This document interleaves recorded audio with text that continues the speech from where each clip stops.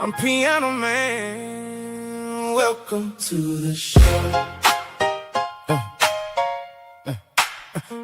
Welcome to the show.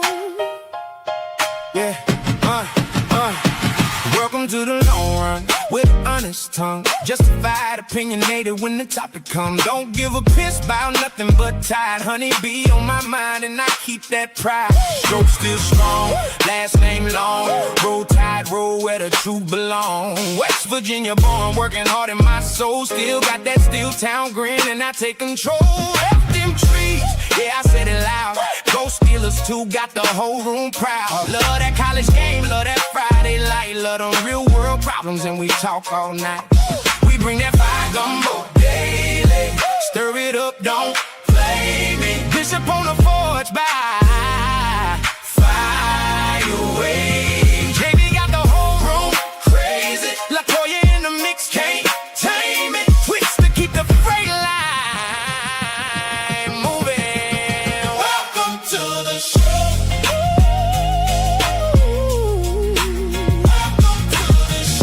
Piano Man. Welcome to the show. Welcome to the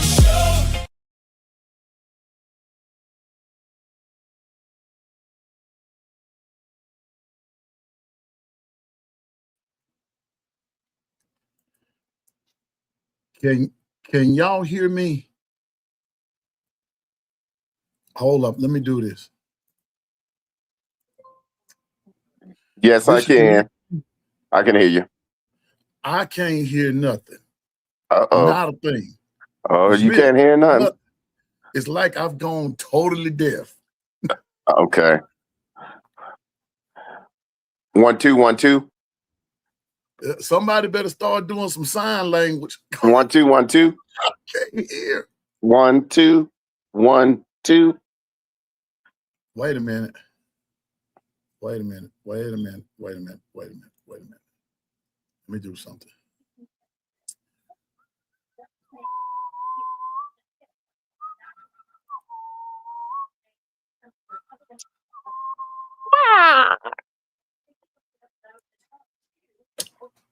Piano Man, can you hear me? Piano Man. Hold up. Okay, hold up. Hold up. Wait. Wait about a minute. Hold up. I can't hear anything. Hey, now you know certain someone. Wait a minute. I know what's wrong. I know exactly what's wrong. God. Okay, then. I know what's wrong.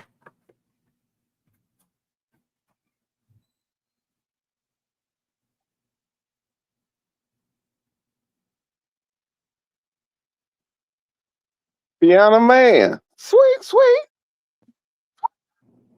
Hey, so what we're going to do, how Piano Man is gone, you guys, won't you do me a favor? Run up the likes. Make sure you subscribe. And what I told y'all need to go on and get your family members on this one. This one's going to be very special because we hunting rabbit. Okay. Can you hear me now? I got you. We'll go. We cool. Right. We cool All now. right. Now I can do it. Dwight, everything. What you want to happen. You know. Everything. You know what's happening. Hey, welcome to the long run, everybody. Thank you, Bishop. Yeah, good. I found out something else in my repertoire work just a few minutes ago. And I heard it over in the next room. I said, why am I hearing this echo? We'll go. This actually works. This is it does. And that's what y'all were coming out of. Well, welcome to the show, everybody. We about to do something just a little bit different. Now, Bishop is here. I'm here. You're here. Okay? But I got somebody sort of on the cool side. And I hope and pray that, anyway, you know what? Y'all, let me just bring this dude to the stage. Let's see, here we go. It's Coach Hayes, everybody. You know?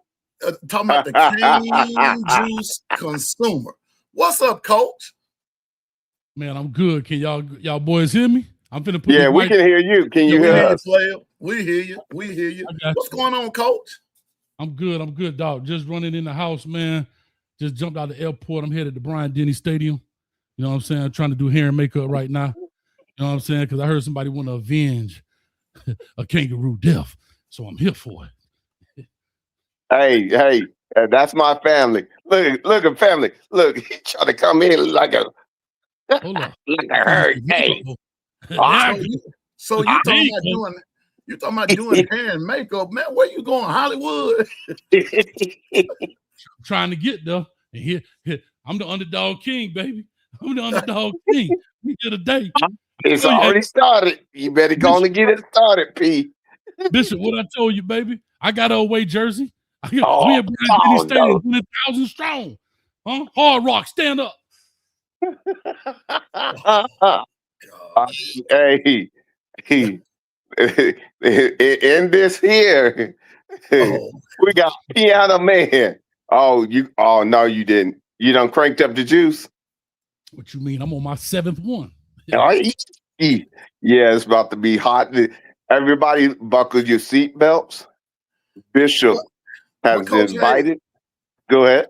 Coach Hayes, man, I'm glad to have you. Now, I'm going to tell you now, there are some anti-Miami fans in the chat.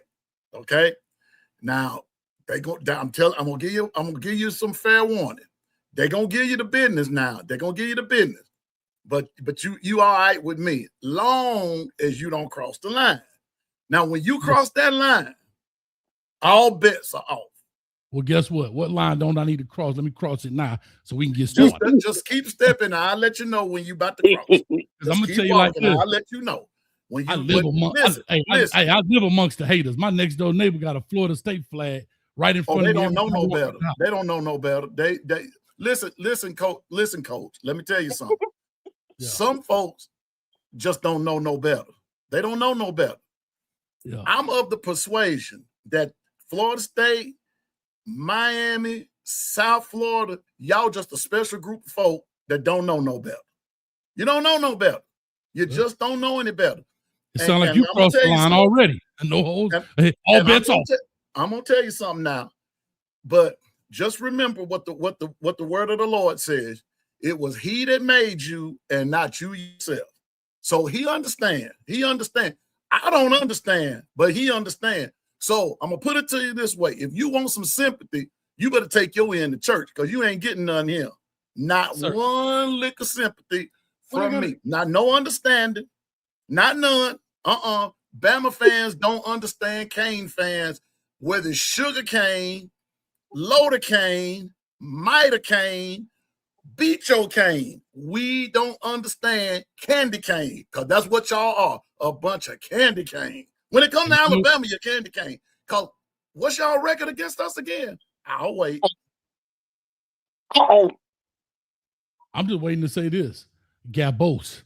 The game ain't based on sympathy. Malachi Tony told you that. Rick Ross told you that. That's where it came from. Them fours y'all throw up over there in Bryant Denny, guess where it started?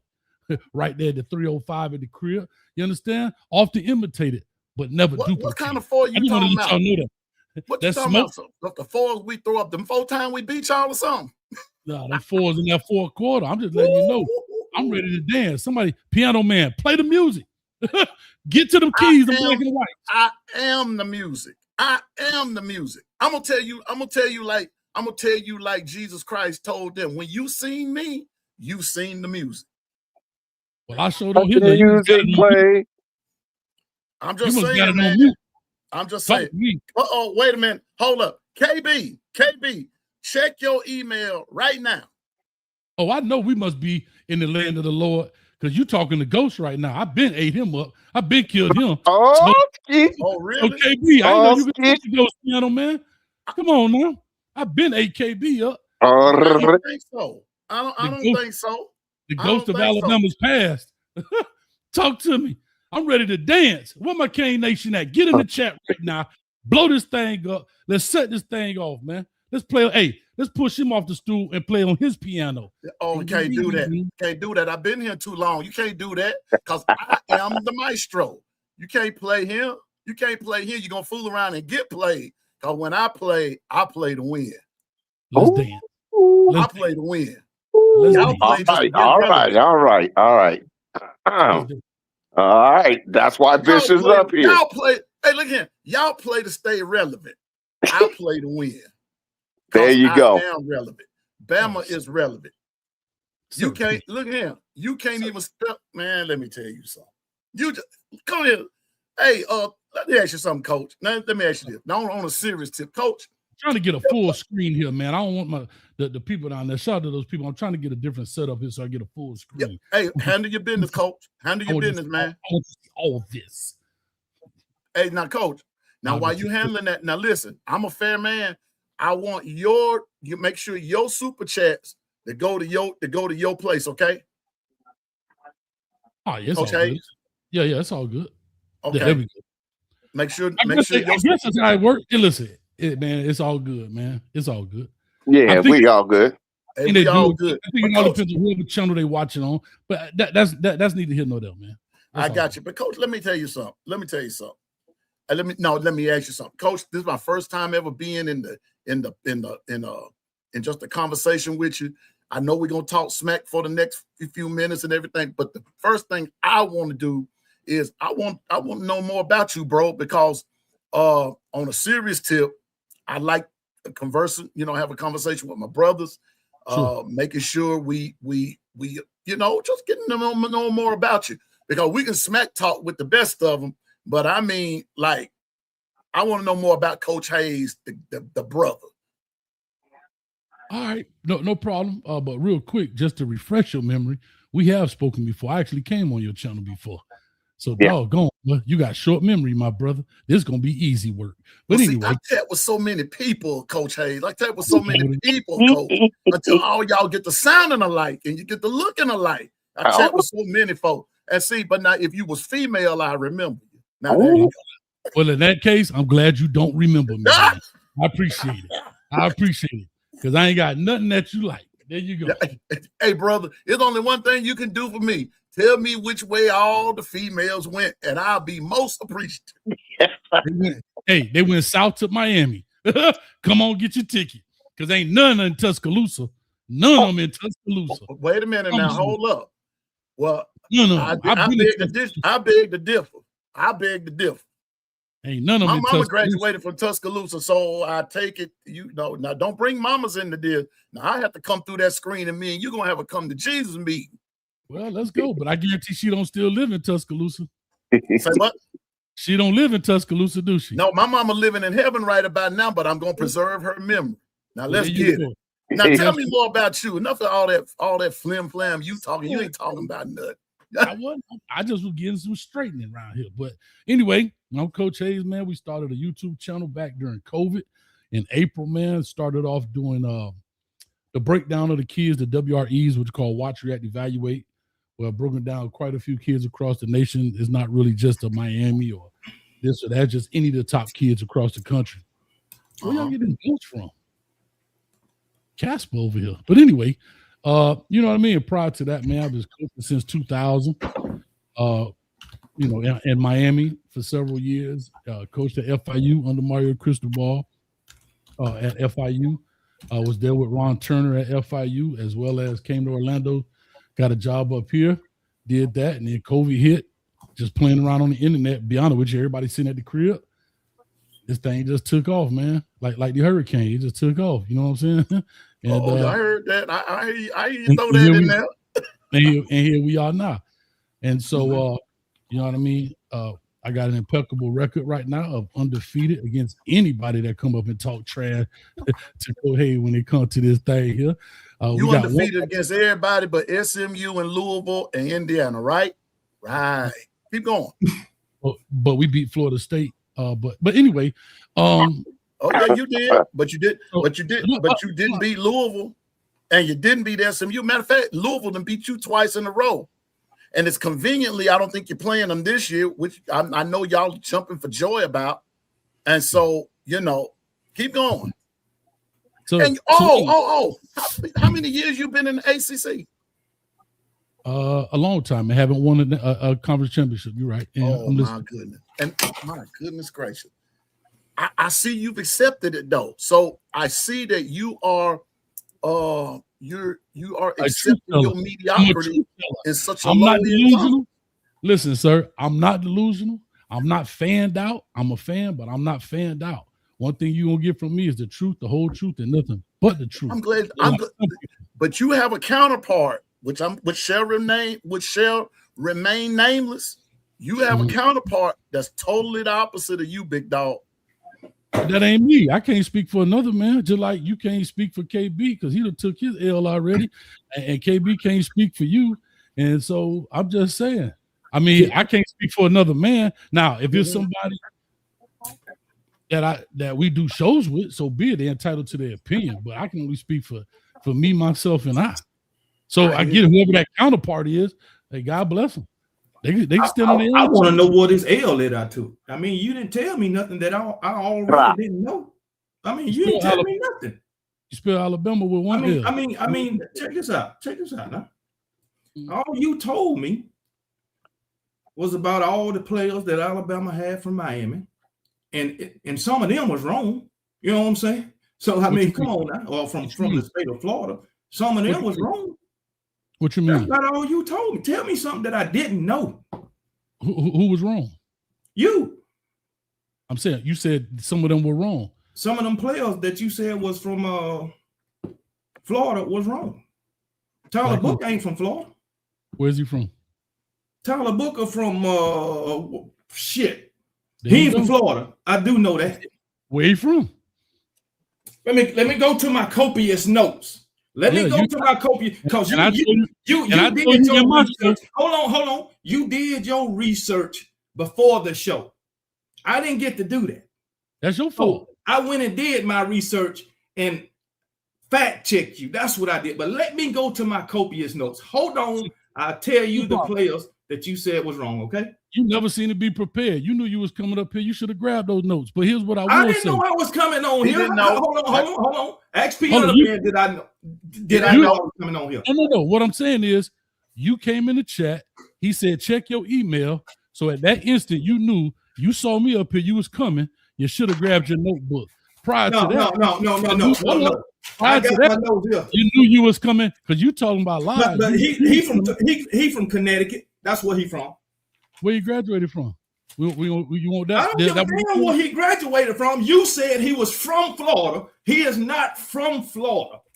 Oh, okay. But now let me ask you this. Look, check this out. I graduated college in North Carolina, but I ain't from North Carolina. That's college. Coach Hay, let me ask you. It's school. Let me ask you a question, Coach Hay. Now, hold on, Piano Man. You said Bo Scarborough from North Carolina. Bo Scarborough from Utah, Alabama. I didn't say North Carolina. I mean, you said from Florida. You said it from Florida. He's from Alabama. You said Dylan Moses was from Florida. He's from Baton Rouge, Louisiana. You said Michael Carroll was from Florida. He's from Pennsylvania. Where'd he graduate from? I don't care what he graduated from. All right. I don't care. Okay. They not from Florida. So let me hold up, KB. So let me ask this question, Coach. So what is your argument? But before you get to that argument, how long have you been a Cane fan? Where you is it something that you grew up doing, or how did you become a Canes fan? Born and raised in the county of Dade. What are we talking about? Oh, see, I didn't know. I didn't know. Because you got a lot of transplants. You see what I'm saying? You got because I'm gonna be honest with you. Everybody loves him. Hey, Coach. Now, where I'm from here in Mississippi, there are quite a few Canes fans up on my end. True it is. Quite a few of them. And when they see me coming, they take off and start running. You know why? National brand. Because they can't stand that tide. Let me ask you a question. Now, you from Mississippi or you just live in Mississippi? I'm actually from West Virginia. Why you not a Mountaineer? Because I lived in Mississippi longer. So then why you not an Ole Miss or a Mississippi State Bulldog? Because that's my choice. Because I was like in Alabama before. I liked Alabama before I left West Virginia. Next question. I'm asking. I'm trying to figure out what drew you to Alabama, not being from there. Most people are fans of the team in which they're around. Like I'm a Miami Dolphins Okay, fan. I'll be glad to I answer that don't question. switch out. I don't go to the team that's winning at the time because I'm excited. I'm the home team.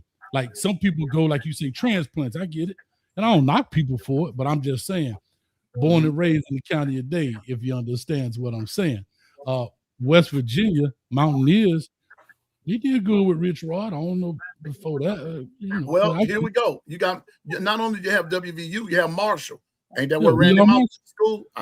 I can go with that too. Have Bluefield State. You have West Virginia State. You have a lot of different West Virginia Wesleyan. You have Concord. You have a lot of different schools. But to answer your question, I started off liking Joe Namath and Kenny Stapler. Okay, I did not know where they went to college until one day it came up when they were showing them playing against each other or something. It said that they went to the University of Alabama. That next weekend, this was like in the early 70s. That next weekend, I found a game that Alabama was playing, and I've been liking Alabama ever since. And that's when I lived in West Virginia. That's so unfortunate, but go ahead. And so the thing about it is, and at that time, when West Virginia was playing back in the Gap, that's when they had Bobby Bowden as coach. Okay. And so they were unimportant to me. And plus, I think I can make that choice there, coach. So you don't have to live in a place to just be a fan. Okay, who's your favorite pro team? Oh, let me take it. The Dolphins. Yeah, I said that already. But again, I didn't bring it up as an issue. You said that there's so many transplants. And so I just asked why a lot of people. What I mean by that, there are a lot of people that don't live in Miami, coach, that are Canes fans. Just like there are a lot of people that live in Mississippi here that are Dolphins fans. I know, because my whole point is because everybody loves a winner. That's all I'm trying to say. Oh, well, they need to come off. They need to stop playing for Miami. They need to start rooting for Miami and the Dolphins too, and the Heat too. But I ain't no switch. Again, I can speak for me, myself, and I ain't no switch out. I'm a Miami Hooters fan. I'm a Florida Panthers fan. You say you're a Miami Hooters fan? That's right. That was an arena football team. You understand? I thought you meant the restaurant. Hey, yeah, that's what it was named after, because that's who owned it. But anyway, restaurant. And if you didn't know, Hooters was started in Florida, just to give you some background. But anyhow, oh well, I don't care because I don't eat the Hooters. Okay, no problem. But anyway, I just brought it up because you asked me. So in turn, I asked you just to see, thought maybe you was from Alabama. And I was going to ask, well, why'd you pick Alabama over Auburn? But you from West Virginia. Oh, please don't. Now see. No, I was saying, I was going to ask if you were from the east or west side of Alabama. That's most time determines who becomes fans of Auburn versus Alabama. But because you from, and then you said Mississippi. So I said, oh, maybe from Mississippi. You said no, West Virginia. So I just asked the question. But I mean, if it rattled your hat, then I apologize. But go ahead. Well, I'm gonna tell you like this. But so now let me get to this. So seeing that you came up short this past year, what's your expectations? Just tell me more about your team. What's on tap for this year, coach? For the Hurricanes. What you mean what's on tap? We finna win ball games, baby. What you saying? Come on, dog. Listen, we finna go here. We finna run through this ACC. We're gonna win the ACC championship. We're gonna go into the playoffs. Now, I would be naive to sit up there and say we guaranteed to make it to the Natty. I would be a straight fanned out dude. I can't speak of that right now. I can tell you once we get to the playoff and see how other people are playing and how we're playing. But what I can guarantee is we going to the playoffs. Going to the playoffs. All right. So I'm gonna ask you this. And I mean, here we go. Now, if you had to lose a game, if there was a loss on looking at your schedule, which is so very easy, it's about as easy as an algebraic equation. But I get you. You know, whether it's commutative, distributive, or associative, whichever one you want to choose. I like that.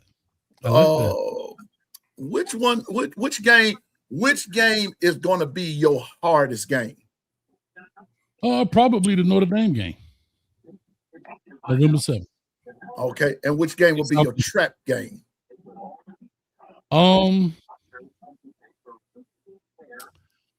I don't know, and I'm gonna just call it what it is. I don't believe we should have a trap game. We got more talent than everybody in the ACC. We've spent more money than anybody in the ACC. I don't think we should have a trap game. Now, do I think that how hard it is to go undefeated in college football, period? Anybody can be knocked out at any given moment, right? We saw Buster Douglas knock out Mike Tyson. So it can happen, right? Nobody in their mama would ever thought Buster Douglas would have beat Mike Tyson, right? But it does happen. However, with that being said, trap games to me are games where, and again, I'm speaking before the season being started with the transfer portal, NIL and everything. We don't know who is instantly getting better, right? But because I don't follow all of the teams in the ACC. However, even with that being said, I don't think there is another team that has gotten better faster than Miami has in the ACC. Maybe, and I don't consider Clemson a trap game. They didn't play as well last year. I think they're still a formidable opponent. A trap game to me would be like losing to a game you shouldn't lose because they're going to come up. We don't play a Louisville. We don't play a North Carolina State, I believe. We don't play some of the teams that's been thorns in our side. So really, we don't have an excuse in that sense. Let me ask you this. Don't y'all do y'all play? Is it wait a minute. It's a game I was going to ask you about. Coach, just a second. Let me see. There's a game that I wanted your opinion on. Here we go. Coach. Mm-hmm. I'm sorry, we do play North Carolina, not North Carolina State. Right. Okay, nah, y'all don't. Okay, I got y'all mixed up with someone else. But okay, I see. I don't. Yeah, and you're exactly right. I think your two hardest would be because you're on the road to Clemson, and we know Clemson is going to play you tough. We know Clemson will play you tough, which I still think y'all gonna beat them. I believe that. I think y'all will win. But I can see you saying Notre Dame, and after that, it should be all systems go until you get to the ACC championship. Now, who do you see just from your best, just from Coach Haynes' perspective, leaving Miami out because I know you feel you're going to make it. From the other side of the scale, there, Coach, who you gonna play in that ACC championship? Well, typically in the ACC, it's one of three teams, right? It's either going to be Miami, Florida State, or Clemson, right? Florida State is kind of in the trash. I don't think their quarterback, the guy they got coming from Auburn, is going to be much. He may. I don't think so. SMU has come in. We don't play them. And Clemson, I think, is going to be better. I think Dabo understood that he almost made a catastrophic error by not participating in NIL and transferred to the extent everybody else had. And I think he corrected himself before he stuck to his pride. So I think Clemson may be better than they were last year, right? They had a pretty down year.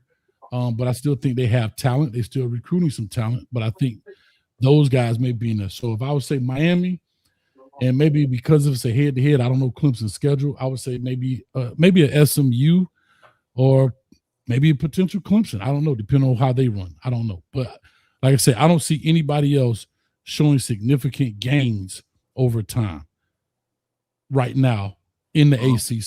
I don't see Stanford. I don't see Wake Forest. Again, and here we go. We look at Wake Forest. Nobody think about them, but they were middle of the road in the ACC. Hell, yep. Duke won the ACC championship, and they were the fourth best team in the conference. So, other than that, it's kind of up to grab because all depends on who you lose to, who you might win to, So, I hear you, Coach. And you know what? I'm glad you put it that way because nobody knows how any of this. We just, like you said, state our opinion, but we won't know until till the kickoff, and then we take it 1 week at a time because, Coach, I always have this, and everyone else will tell you, I have X factors. I have X factors. What is your X factor as far as Miami goes on both sides? Well, on all three phases of the ball, offense, defense, special teams. What are your like, if you have 3 X factors, what are your X factors for Miami? You mean by position, like a particular player, or what are you asking? Like, I'm not asking. When you say X factor, what does that mean? You talking about narrow? Okay, like for me, my number one X factor, Coach, for as far as Alabama goes, going to be injuries. I'm on both sides of the ball. Injuries, because I look at depth charts, I look at all kinds of stuff. If the depth chart is not like I'm not going to say deep, because it could be deep, but if those players don't look like they're going to bring the same intensity, that those injuries become a particular X factor, especially when that number 2 comes in and doesn't fulfill with the same intensity or somewhere close by. So my number 1 X factor for Alabama on both sides of the ball will be injuries. That's what I mean. Or another thing I will say will be like the O-line or the D-line or the DBs or something like that, by position, or you can even do player, however you form your X factors. Well, I'll just say this. For the X factor you just gave, be honest with you, that's an X factor for every team in America, from NFL to college, high school, and Pop Warner. When you lose your first team, whoever, there's a reason they're first team. There's a reason the other person's second team, unless it's rotational. So X factor is, I think that's the X factor, the way you put it. It's for every team. You lose your quarterback coming up this year, Alabama, it ain't going to be the same. It might be, right? Like we go look at Ole Miss, for example. You had Austin Simmons went down, Trinidad Chambers, nobody knew about, came in, and then it saved the day, right? So those things could happen, but it easily could go the other way. However, so that X factor, I think, is across the board, in my opinion. For me, X factor for us in Miami, I really believe, see, a lot of people want to put this on Malachi Tony, and I believe that Malachi Tony, as I so eloquently put against Kangaroo Black, was he may have a sophomore slump, but it won't be due to his lack of production like Williams was because of the dropsies. It'll be because of protection. I think most people go through that, right? The surprise factor is not there anymore. What I think you're going to have right now, our X factor, is the O-line and the running game, because we lost some O-linemen, and people not realizing what Coach Cristobal and Coach Mirabal has built behind that. So our running back room is stacked. I think it's still intact. I don't think we even lost anybody from our top 3 or 4 running backs. We still got Fletcher. We still got Marty Brown. We still got Jordan Lyle, came back off of the injury. And we still got, Lord, what's the other young man name? Fletcher, Marty Brown. Lord, I'm going to pull the KB. Let me check my notes. But anyway, I'm just saying our running back room is good. I think our O-line, a lot of people question. Second is our linebacker room on the defensive side. Been a lot of question about our linebackers, right? We got 2 super veterans at linebacker. Muhammad Toure, been in college 6-7 years, I think. And Chase Smith been in college 5-6 years. So between 2 of them, they got 11 years of college experience, dog. And if they ain't playing at a high pace, then we got a problem. You know what I'm saying? That's just my opinion about it. Pringle, thank you, sir. Pringle. And so I think those guys, and then again, defensively, I still think, I know we lost 2 guys in Mesidor and Bain, but I still think our pass rush will be highly effective. But we don't have to blitz guys all the time and create that 5th guy into the passing, into the rush lanes where 4 can get it done, and we can drop 7.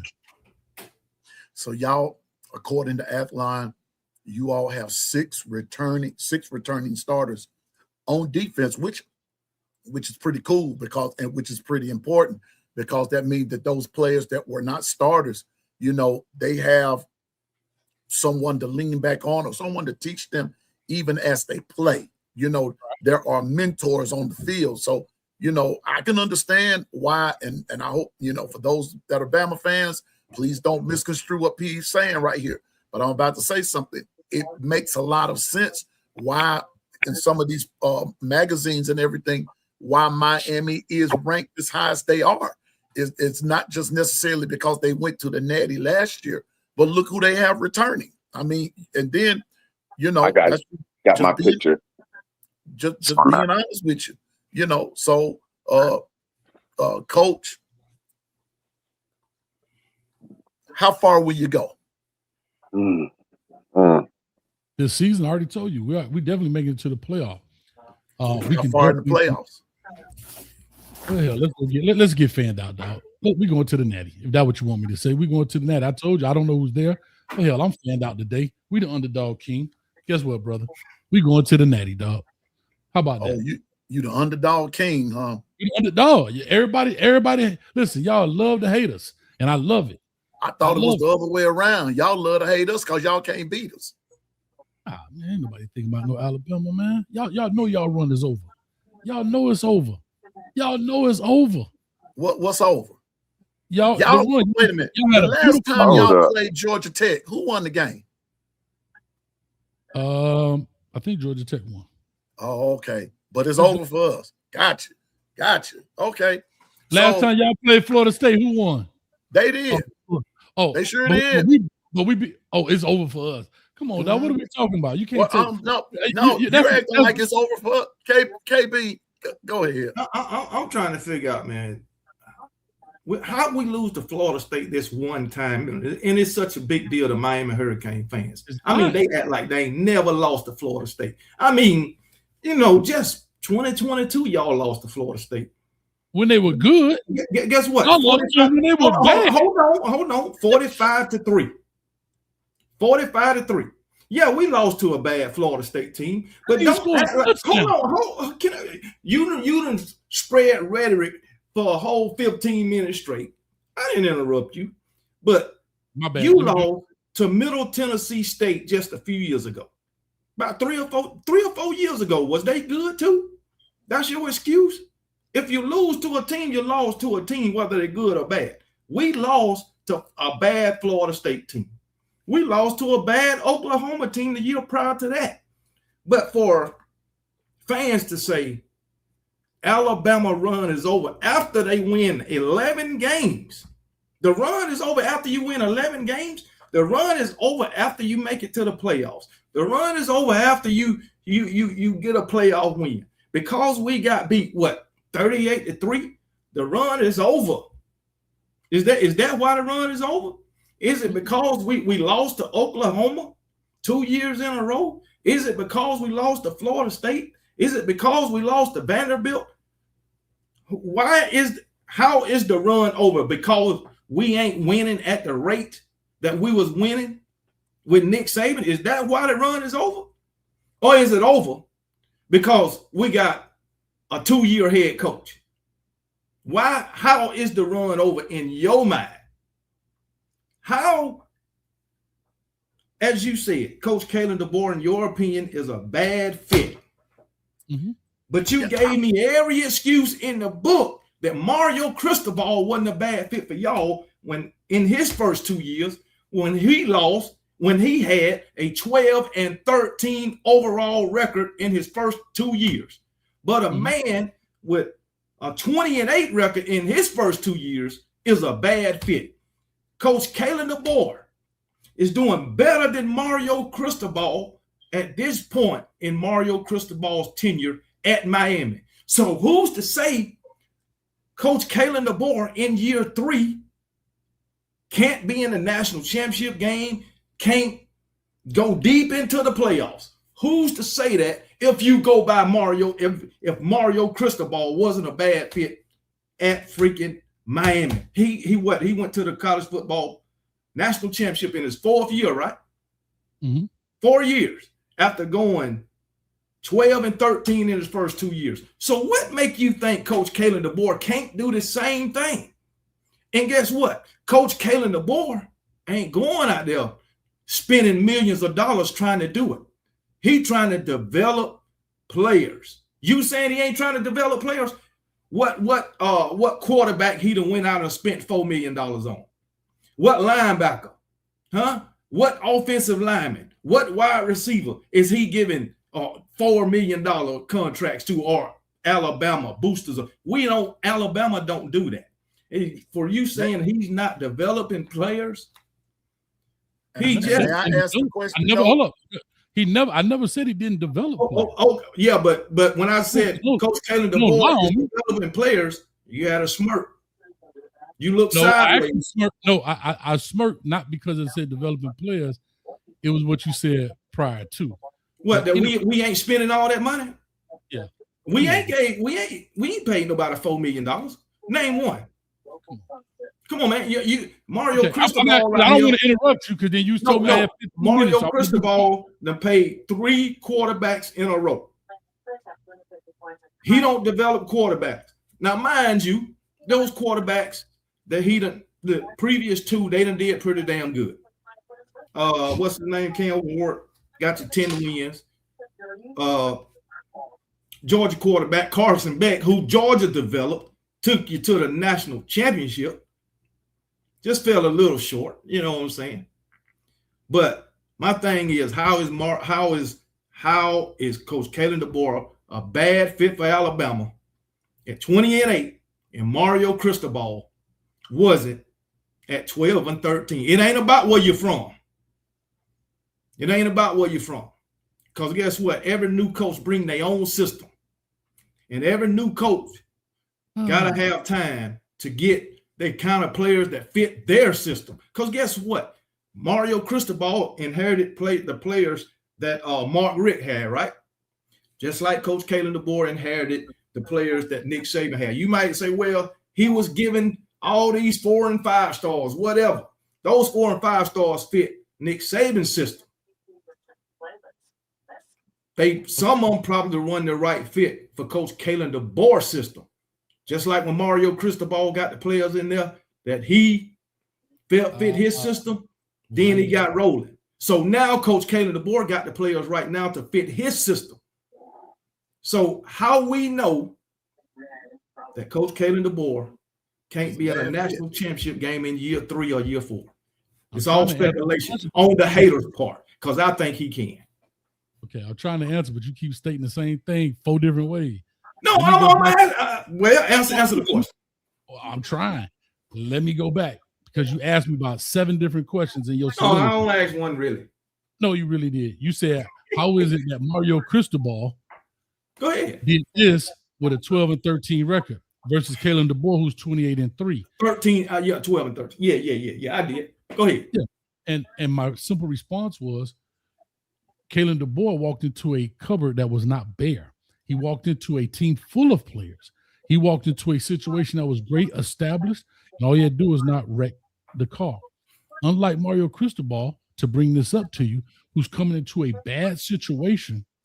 Yes, we lost to Middle Tennessee State. Is that acceptable?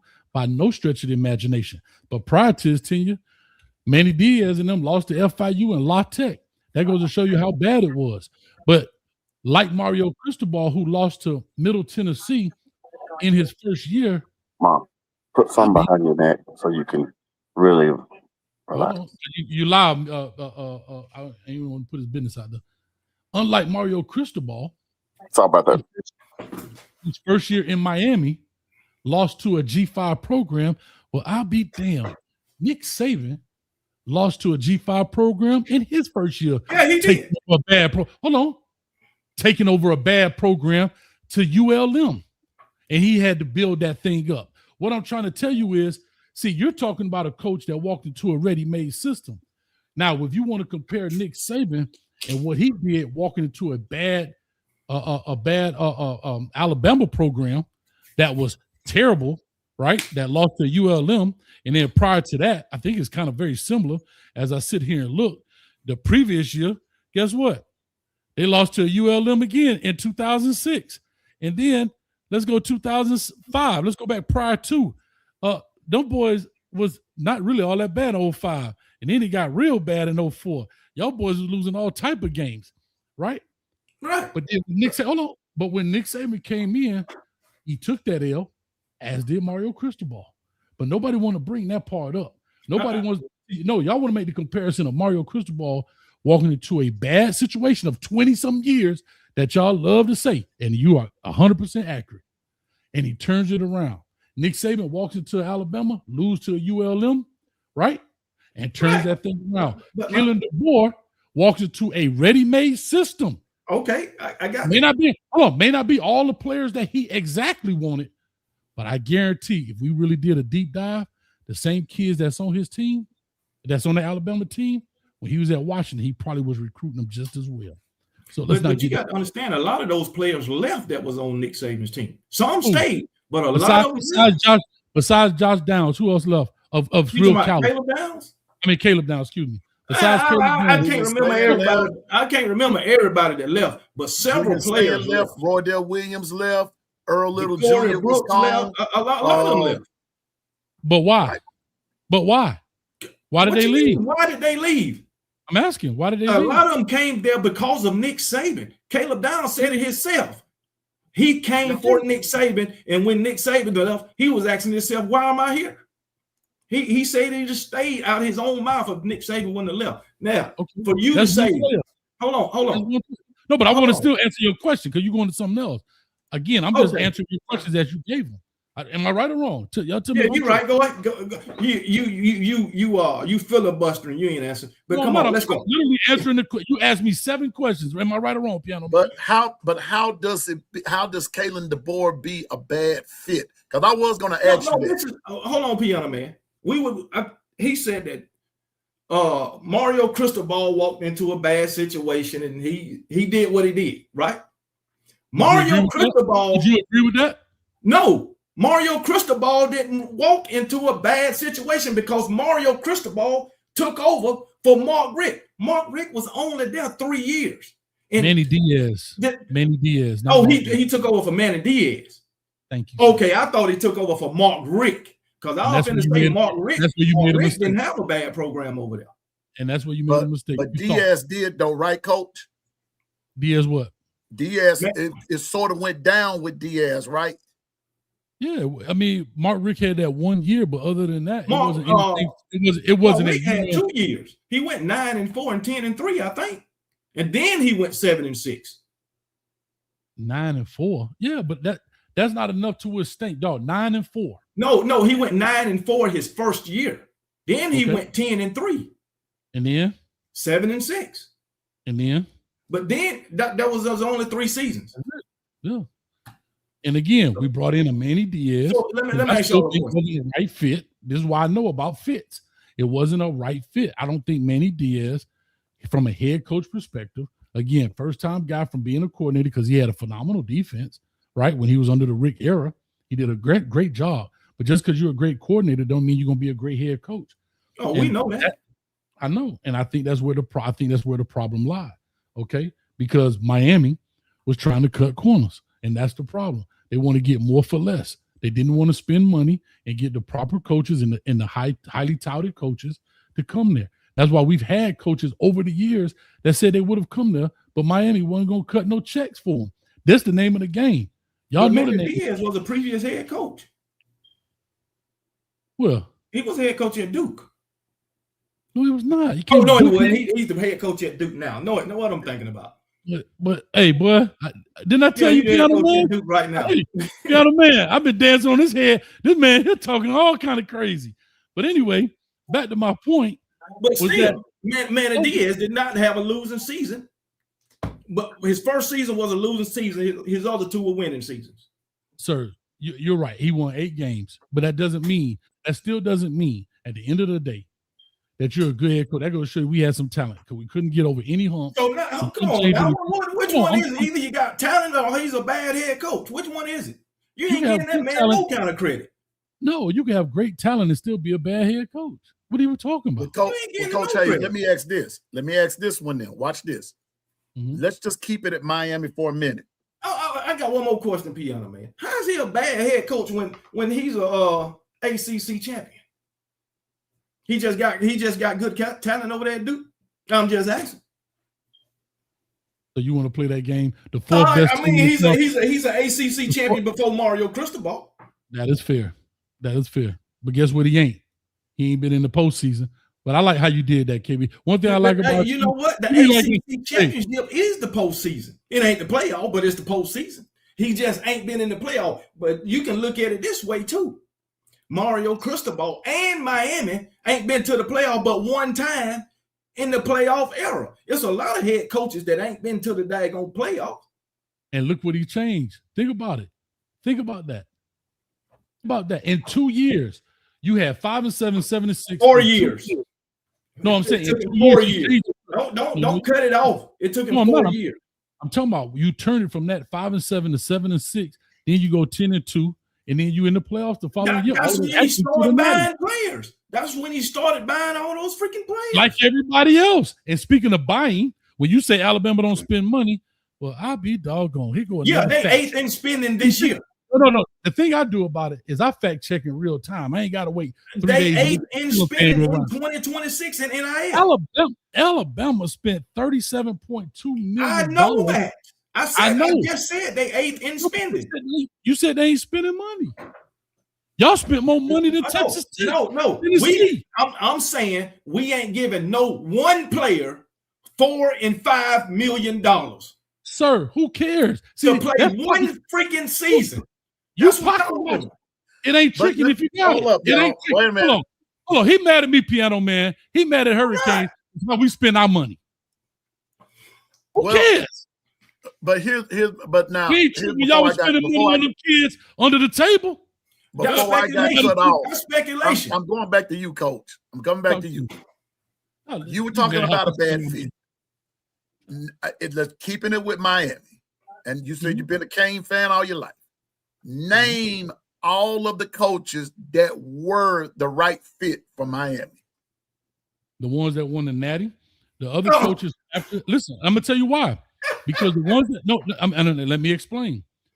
The coaches that won, right, was prior to all that's happening. When you go look at the Snellenbergers, the Jimmys, the Dennises, Miami talent, high school wise, and I've said this all the time, football at that time was regional. You had a few national recruits, then you got more regional recruits, and then you had local recruits, right? Let's just look at the history of it. That's why when you look at teams, primarily the majority of the team is made up of guys right there, either from that particular state or those surrounding states, right? And this is why the SEC dominated, because high school football was so big in the Southeastern Conference or the Southeastern region of the United States, primarily. Can we all agree to that? I can get with that. I can get with that. So when you had conferences that were created, it ain't like it is today where we got Cal coming from California all the way across here to be in the Atlantic Coast Conference on the Pacific Coast. So prior to that, you had teams that were saturated with this kind of talent, the same way you do in basketball. Teams probably from the Midwest or up north were better in basketball. I'm gonna go real history. Primarily due to weather, they play inside in the gym. That's why Southerners don't play basketball or much. We football, we always outside. But I'm not going to go down that road. So that's why you had those kind of teams. Now, what happens is now exposure comes into play, and I'm a part of this. Now that kids in Florida, South Florida especially, could go beyond the University of Miami and see Alabama's, Tennessee's, North Carolina's, and all the money, LSU's. And I'm a part of taking majority of these kids to those places. They're like, what the hell? Because if you don't know any better, you don't know any better, right? You don't know what you don't know. So what you saw at Miami, they had linoleum floors, leaks in the roof. You thought that was everywhere. So why not play at home? And it wasn't the thing of the internet where games are all over. You had 4 channels. Let's call it what it is now. Am I right, Piano Man? So you want to play in front of your family. Traveling ain't like what it was. Ain't streaming. So these guys stayed home. Now, exposure leads to expansion, right? Shout out to Fred Taylor. These kids do what? They get to see stuff. Like, what in the hell? I went to Tennessee, bro. They got waterfalls and shit. Clemson got a lazy river and all this stuff going around here. They got all, remember, that was the whole arms race. How much money could you spend in facilities? That was the big recruiting push, right? Oregon started with the uniforms and all that. Miami was spending nothing. When I tell you it was Texas high schools look better than the University of Miami from the 90s all the way up into the 2000s, right? So these kids decided to go off. Now, this is where I give Nick Saban credit, which I've done plenty of times on my channel. When he got the head coach job at Michigan State, he understood the value of Miami and South Florida players. Starts off with a guy named Cedric Irvin. Comes and gets Cedric Irvin to go to Michigan State. Robert Flagg, Michigan State, right here. That's on my wall. Terrell McGill goes to LSU. He understood the value of South Florida players, right? I'm just telling you about a particular region. All right. Now, watch this. As that goes on, and this is why I give Nick Saban the GOAT status. As this goes on, he leaves there, goes to LSU. He keeps the thing alive. He's bringing, I ain't going to tell you how he brought us there, but I know he brought us there, and that ain't speculation. Anyway, he gets us, all our kids are coming. No documentation. From South Florida. Huh? No documentation. Oh, let me see. Hold on. Let me see what the document is. Let me see. The documents come in 20. You got a document coming in 11. Here we go. You know what I'm saying? No, there's no documentation. What they say? What I'm just telling you. I'm just trying to tell you. So anyway, I understand, but I'm just telling you how it happened. So now everybody from South Florida was actually flooded Michigan State. He had a bid. They had what they call Spartan ball. Listen, here's the funny thing. He had all 3 state champions at the same time. They had Dillard, Blanche Ely, and Miami Norland in Michigan at the same time. And then Bobby Williams took over. Anyway, I'm just telling you how this happened and why Nick Saban did a great job. And he pounced when he was supposed to. Next thing, LSU, blah, blah, blah. He goes to Miami. And this is where I knew the dude was brilliant. You know what he did? He knew he wasn't the right fit for the NFL. What did he do? He started inviting Miami coaches, high school coaches, to come to the NFL. It's not a violation. We spent so much time at Miami Dolphins training facility. I got a Miami Dolphin playbook over here, bro. We spent so much time, he kept the relationships alive. So when he went to Alabama, he never lost the relationship. That's why so many South Florida kids and Florida kids in Tuscaloosa. Kirby Smart learned that when he was at LSU with him, followed him to the Dolphins, and then went on over there to Alabama. Muschamp, same thing. James Coley, guess what? That was the offensive coordinator when we was in high school. Shout out to James Coley in the building, right? He was our offensive coordinator when we won the state. I was the defensive coordinator. I'm just telling you, he understood the ties of this thing. That's why all of this fluctuation has happened, okay? I'm just giving you a little history lesson. Maybe y'all didn't know the history of Saban and why things are, okay? I'm just telling you. I like the way you keep bringing up South Florida, in connection with Nick Saban in Alabama. I understand. I know that because I'm trying to go to tell you why we're talking about bad fit. I'm going now to tell you how bad. Is not the reason why Nick Saban was as successful as he was at LSU and Alabama. You won a natty at LSU. I understand. I know that all the players from South Florida, players from Alabama, players from Louisiana, players from the state of Georgia, players from Maryland, players from New Jersey, all of them was responsible. South Florida players. I'm just saying, South Florida players can't take 70% of Nick Saban's success at Alabama or LSU, or 70% of his success. Are you serious? Let me ask you a question.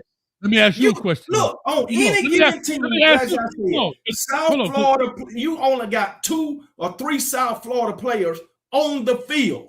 Yeah, they contributing, a lot of them in a big way. But you had several South Florida players and players from Florida that was on that team that never touched the field. But you don't, come on now. That's fine. That happens. Everybody, listen, every dude from Miami ain't a gangster. Every dude from Miami ain't sell cocaine. That don't mean everybody a G. Oh, so all the players on the field weren't gangsters either from Florida. You're right. And everybody that came from Alabama wasn't a gangster. Everybody that came from Connecticut, you're right. But what Nick understood and what the nation understands. I'm not going for that.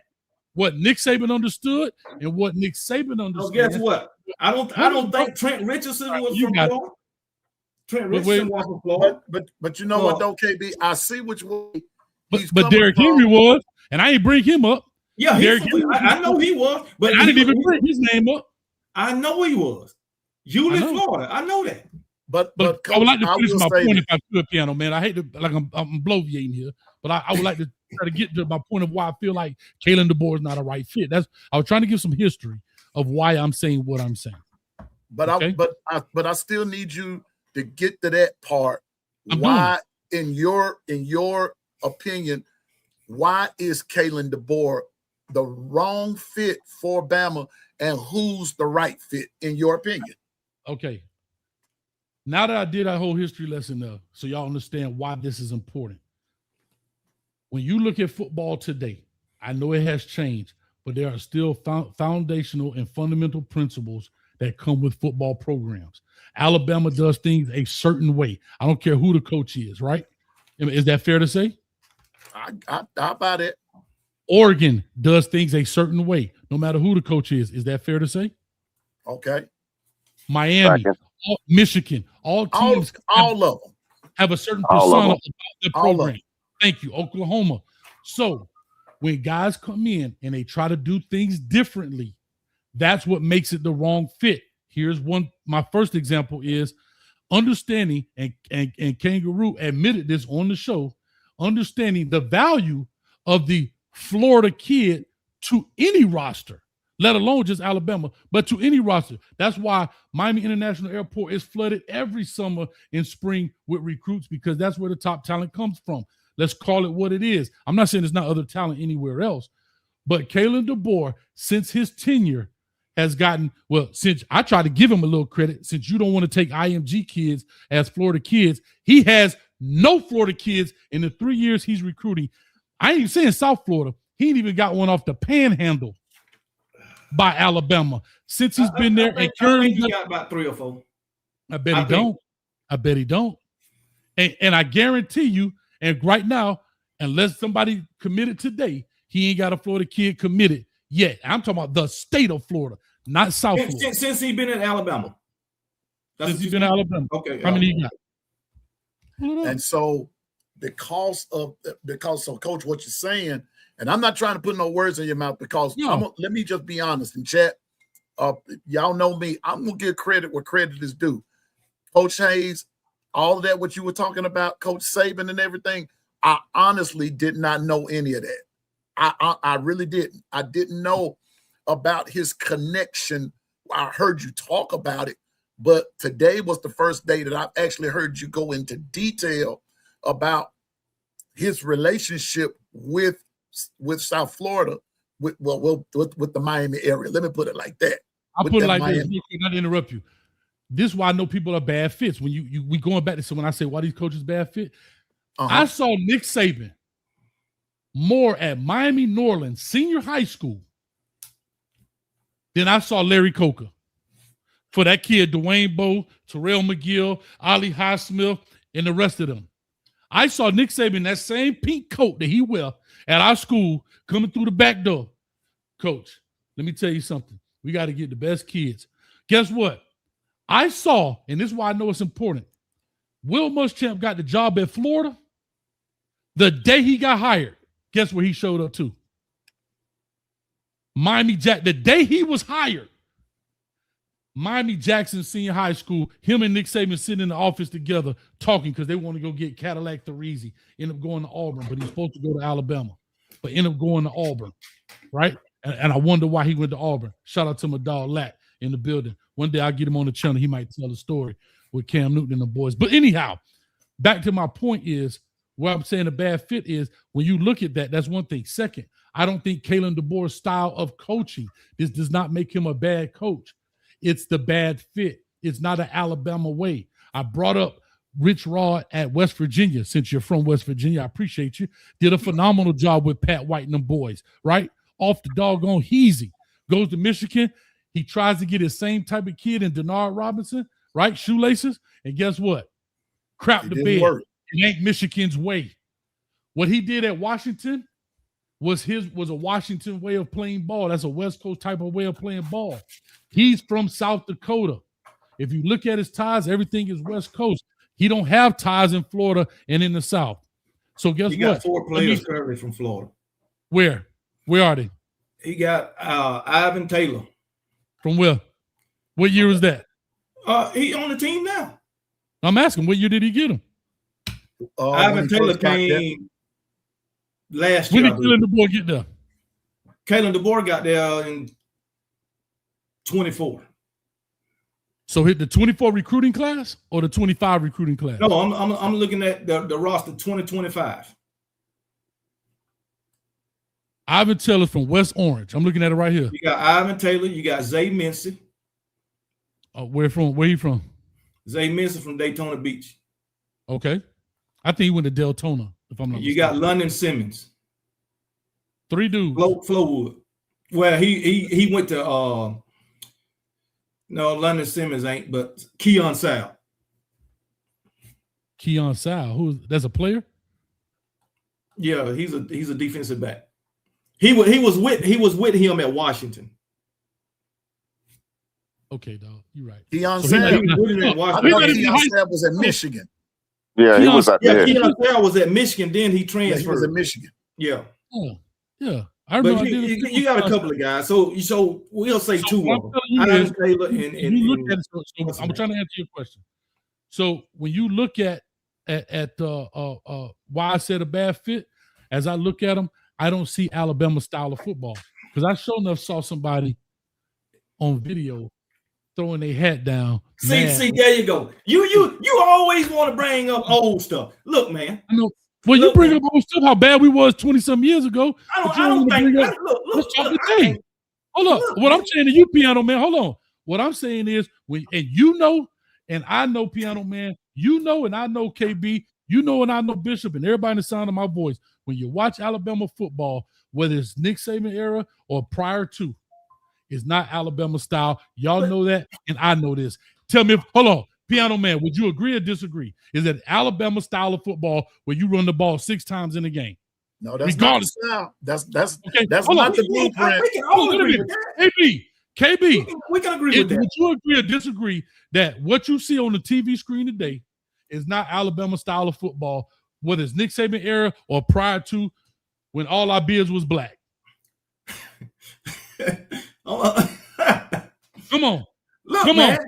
Look. Come on. I'm gonna just say, you dance. Don't dance. it looked Keep different. playing. It looked different. All right. And different doesn't mean bad.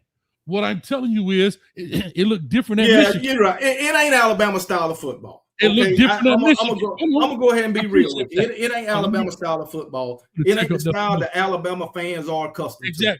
Exactly. And guess I what? can say that. That right there is the same thing. When you go look at Brian Kelly was a bad fit for LSU because what they did at Notre Dame was not LSU thing. Brian Kelly went to LSU because he thought he was going to have better resources, which he did. More buy-in. But change can be good, but it better fit. Guess what? I love Holly Berry. She not a cook. She ain't a right fit. Can we admit this? Can you admit this, Coach Hayes, that the previous 3 years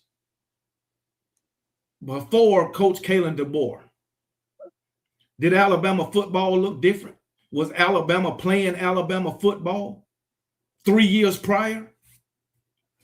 I think the biggest thing that hurt y'all was y'all offensive coordinator. One thing Nick Saban had prior to, and this was a great blueprint, as people like to say, the rehab for coaches. Nick Saban, and I'm telling you, now we can get into the NIL talk, but that's not what I'm talking. I'm just talking strictly football. Nick Saban understood and knows what he doesn't know. One of the things I heard him say, and this is brilliant now, Nick Saban, we used to go to the camps there, and he was doing talks. He says he only takes 10 high-profile dudes a year. That's it. Meaning ball players, but a-holes, if you understand what I'm saying. But you know what he did? He went and hired the 2 top high school coaches in the state, and that's their responsibility. You got 5, and you got 5. And I bet not hear nothing about them not being in class. See, that's coaching, not just the X and O's on the field. All right. See, what people got to understand is he knew what he didn't know, and he knew his limitations, just the reason why he got out when the NIL era came around because he couldn't handle it. Nick likes the control. That's why NFL was a bad fit. You think Nick Saban don't know how to coach against Bill Belichick when they coached together at the Browns? You think Nick Saban can't beat a Sean McVay coaching football? Of course, but he don't have the control. When you got cats like Dante Culpepper walking up to the head coach talking about, "What's up, little Nick?" See, that's a different type of coaching. So he doesn't have the control. That makes Nick Saban a bad fit. Now, where in the world would you say Nick Saban is a bad fit in football? That sounds blasphemy. NFL, because he doesn't have the control, not because of the X's and O's. It's a different dynamic. And the same thing with Kalen DeBoer. I don't think he's a bad coach. I just think it's the wrong fit. That's it. So let me ask this, Coach. Now, I'm sitting back letting you cook. I'm just listening because you know, I think you already ran into me. You know where I stand. But let me ask this. What if Kalen DeBoer this year? Okay, last year they won 11 games. Bama won 11 games with virtually no running game. None. We can agree with that, right? That's fair. Won 11 games with no running game. Fair. They've addressed that. Now, before we get into all the X's and the O's going out on the field, let's just talk about transfer, this, that, and the third, and him being a bad fit. If they're going out and correcting this, doesn't that mean he's correcting the problem? And what that also means is that each party involved has to adapt to one another. I hope so. Listen. Because, well, then if he's going to be a bad fit, maybe the other term that you might want to use is the fact that under an old regime, that might not be a good fit. But now that he's there, he has to kind of break it down to the bare minimum and begin to build again and bring some things together. Mm-hmm. Now, does it make him a bad fit, or does it just make Alabama in transition? Because let's be honest, Coach Hayes, Mario Cristobal, if that's the case, when he first got to Miami, by your logic and by your standard, he was not a good fit. But what he did was they had to adapt. Everybody had to adapt. And this is where they are. So to me, what you're saying is it was okay for Mario Cristobal to do what he did and take the route that he did, but you're not giving Kalen DeBoer the same grace. But I can also understand why, because it's Alabama. You're not supposed to give them the same grace. I like how you did that at the end. That's cute. Listen, no, what I'm trying to tell you is here's the difference. When we talk about fit, we're talking about the personality, the style. For example, Al Golden did decent, bad fit. That ain't us. We ain't a dang on tie on the side. That ain't the crib, right? That's Penn State Joe Paterno stuff. See what I'm saying? These are the certain things that people have to understand. You get what I'm saying? You out there with a tie on and all that. And I know people like, well, what a tie got to do? There are certain things that fit a certain way, right? We all know these things. So when I look at Kalen DeBoer, to answer your question, I'm glad he may have tried or was trying to rectify said problem. But one thing I know about coaching, we're creatures of habit. We're going to do what we do, right? We're going to do what we're accustomed to. And one of the hardest things about coaches is to change what's been working. I got the Alabama job because I'm doing what I do. That's why was a candidate and ultimately the head coach of Alabama, because I was successful doing what I do. And that's why a lot of coaches run out and burn out, because things change and they don't change with it. Back to giving Saban his GOAT status, he understood, as much as I hate that dang on Lane Kiffin, I couldn't play great ball control offense and great defense and have a manager at quarterback. The game is moving too different. I need a guy that can get away from a Dallas Turner, from the crib, by the way, or Jordan Battle, from the crib, by the way, that's chasing the quarterback. So he brings in that. Think about the hatred for Lane Kiffin to bring that guy on your staff and you despise that guy. The fact that you fired him, I think the only regret, and I would love to interview Nick Saban and ask him one question, and I hope he'd be truthful. Do you regret getting rid of Lane Kiffin before the Natty? Because he would have broke the record. I think if Lane Kiffin coached that game, he breaks Bear Bryant's record at Alabama. Meaning having that many Natty. He's tied with Bryant now, right? Yeah, at Alabama. Right. He would have broken. He would have had 7. I would agree with that. You don't think if Lane Kiffin was coaching y'all? No, I said I agree with that. Oh, so I think he won that game. But think about this: you got that much hatred. Whatever he did pissed you off. You couldn't withstand that cat for 60 more minutes. But you know as well as I know, though, Coach. No, I'm not powers that be. Lane Kiffin was not going to get that job.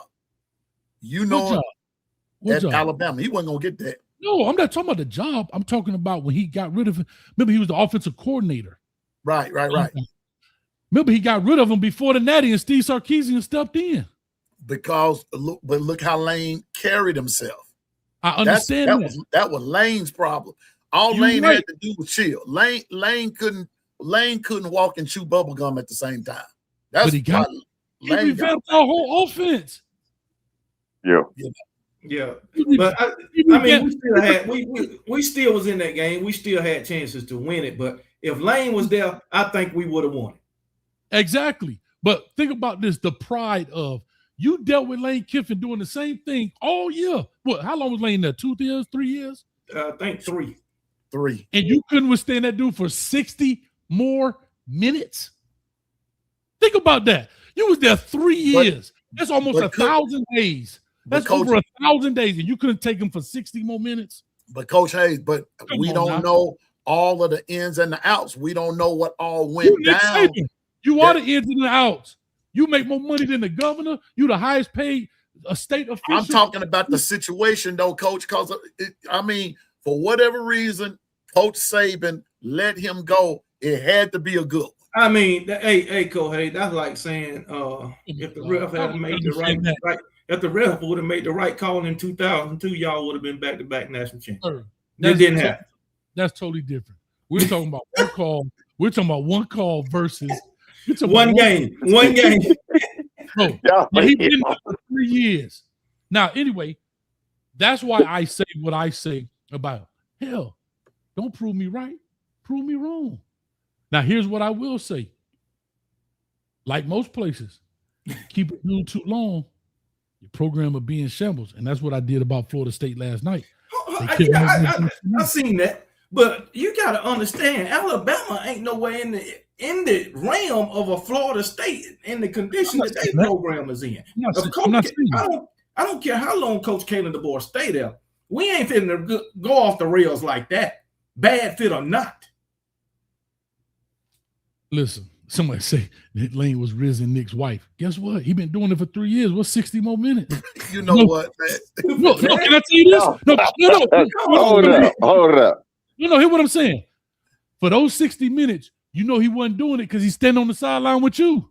That's all I'm trying to say. What, man? All right, y'all, look, hold up. Now, Bishop's gonna be quiet now.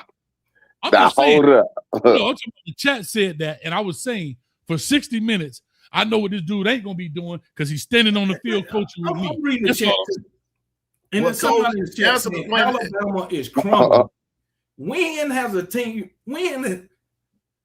has college football got so bad that when a team is a playoff team, they win 11 games, they go to the conference championship, go to the playoff, and somebody say that team is crumbling. Yeah, it's only because it's Alabama. No, it's not. I said the same thing about Larry Coker. But I'm just saying, the only reason y'all saying that is because it's Alabama. No, it's not. I just if Oregon go out there and win 11 games, would you say they crumbling? No, you wouldn't. If they're a damn good team. Ohio State go out there and win 11 games, would you say they crumbling? No, you wouldn't. The only reason I believe that people saying is Alabama is crumbling because they're doing things different under Coach Kalen DeBoer. And you want to talk about the offensive line? The offensive line was terrible with Nick Saban. Well, hold up, KB. Let me ask you a question because you bring up an interesting point, KB. Right. Coach Hayes, Yeah. since you all beat Ohio State last year, y'all beat them. Miami beat them. Is Ohio State crumbling? No, see, y'all missing the point.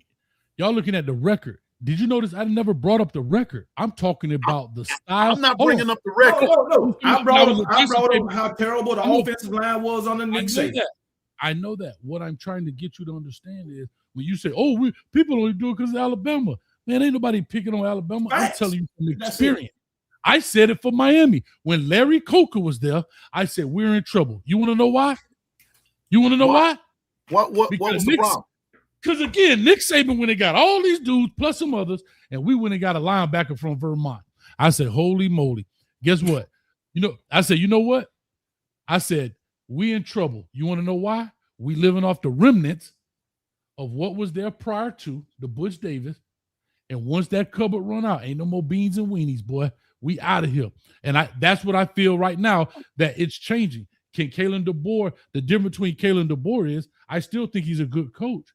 Again, I don't think it's Alabama style. I think Kalen DeBoer would have done extremely well at a place maybe like in Oregon or so, and he's doing well now. I'm just simply telling you, when I look at this, and I may be wrong as the day is long, and please prove me wrong. If we come back whatever, you be like, come here, you were wrong. But make sure you call me when I'm right. Okay? My thing that I'm saying to you is I watched Larry Coker do the same exact thing at Miami. And how do we go from being one of the greatest football teams of all time? Listen to this. Right? Am I right? The 0-1 team? Yeah. To being what? To being what? I mean, bad. Y'all right. Yeah, they were bad. They were bad. So Miami, so Larry Coker forgot how to coach? No, it's about players. It's about getting what happened though, coach, that caused them to be that way? What was the problem? Not getting the right players and letting a dude like Nick Saban walk in and take advantage, and Florida State being bad. Hold on. And Florida State being bad. Hold on. And Florida State being bad. That hurt us too, because those were more people y'all got up out the building. Dog, Larry Coker went from, listen to this, 12-0, 12-1, 11-2, 9-3, 9-3, 7-6. That's clearly showing you a depletion in talent. But what? That's what that's showing you. That is showing you another question, Coach. And players can't leave. I'm listening. But wait a minute. Let me ask you another question. And this is a word that Bishop uses all the time. Let me throw this caveat. Y'all. Let me throw this in there, Coach. Go ahead. Let me ask you a question. Throw that caveat in. Also being that the other teams around you got better. It wasn't like you were playing Alabama all the time now. No, but you didn't hear what I said. I saw Nick Saban more than I saw Larry Coker, who lived down the street. I got you. I understand. But that's still an excuse. To me, that's an excuse. No, it's not. I'm telling you why. Because bad fit. Larry Coker thought that kids were going to come to Miami because there was a U on your helmet. And they didn't realize it was a wolf in sheep's clothing named Nick Saban, who'd been already in our backyard when he was way at Michigan State. He had already started forming relationships. Then he got to LSU. Then he went to the Dolphins. Then he come to Alabama. When he got lazy, Larry Coker and the staff, Michael Barrow and them guys, I'm telling you, we walked Antonio Brown to the University of Miami. You know what they say? All right, Coach, he too small, Coach. He too small, Coach. I'm just telling you. But Coach, going back to Coach Kalen DeBoer. Real quick, I'm telling you through my experience, and again, I'm not saying Kalen DeBoer is Larry Coker. I'm making a parallel in what I'm seeing. So what I'm telling y'all is, and again, I may be wrong. Y'all might go win the Natty this year, and y'all call me back on here, and I'm gonna sit up here just like this. You ain't gonna win.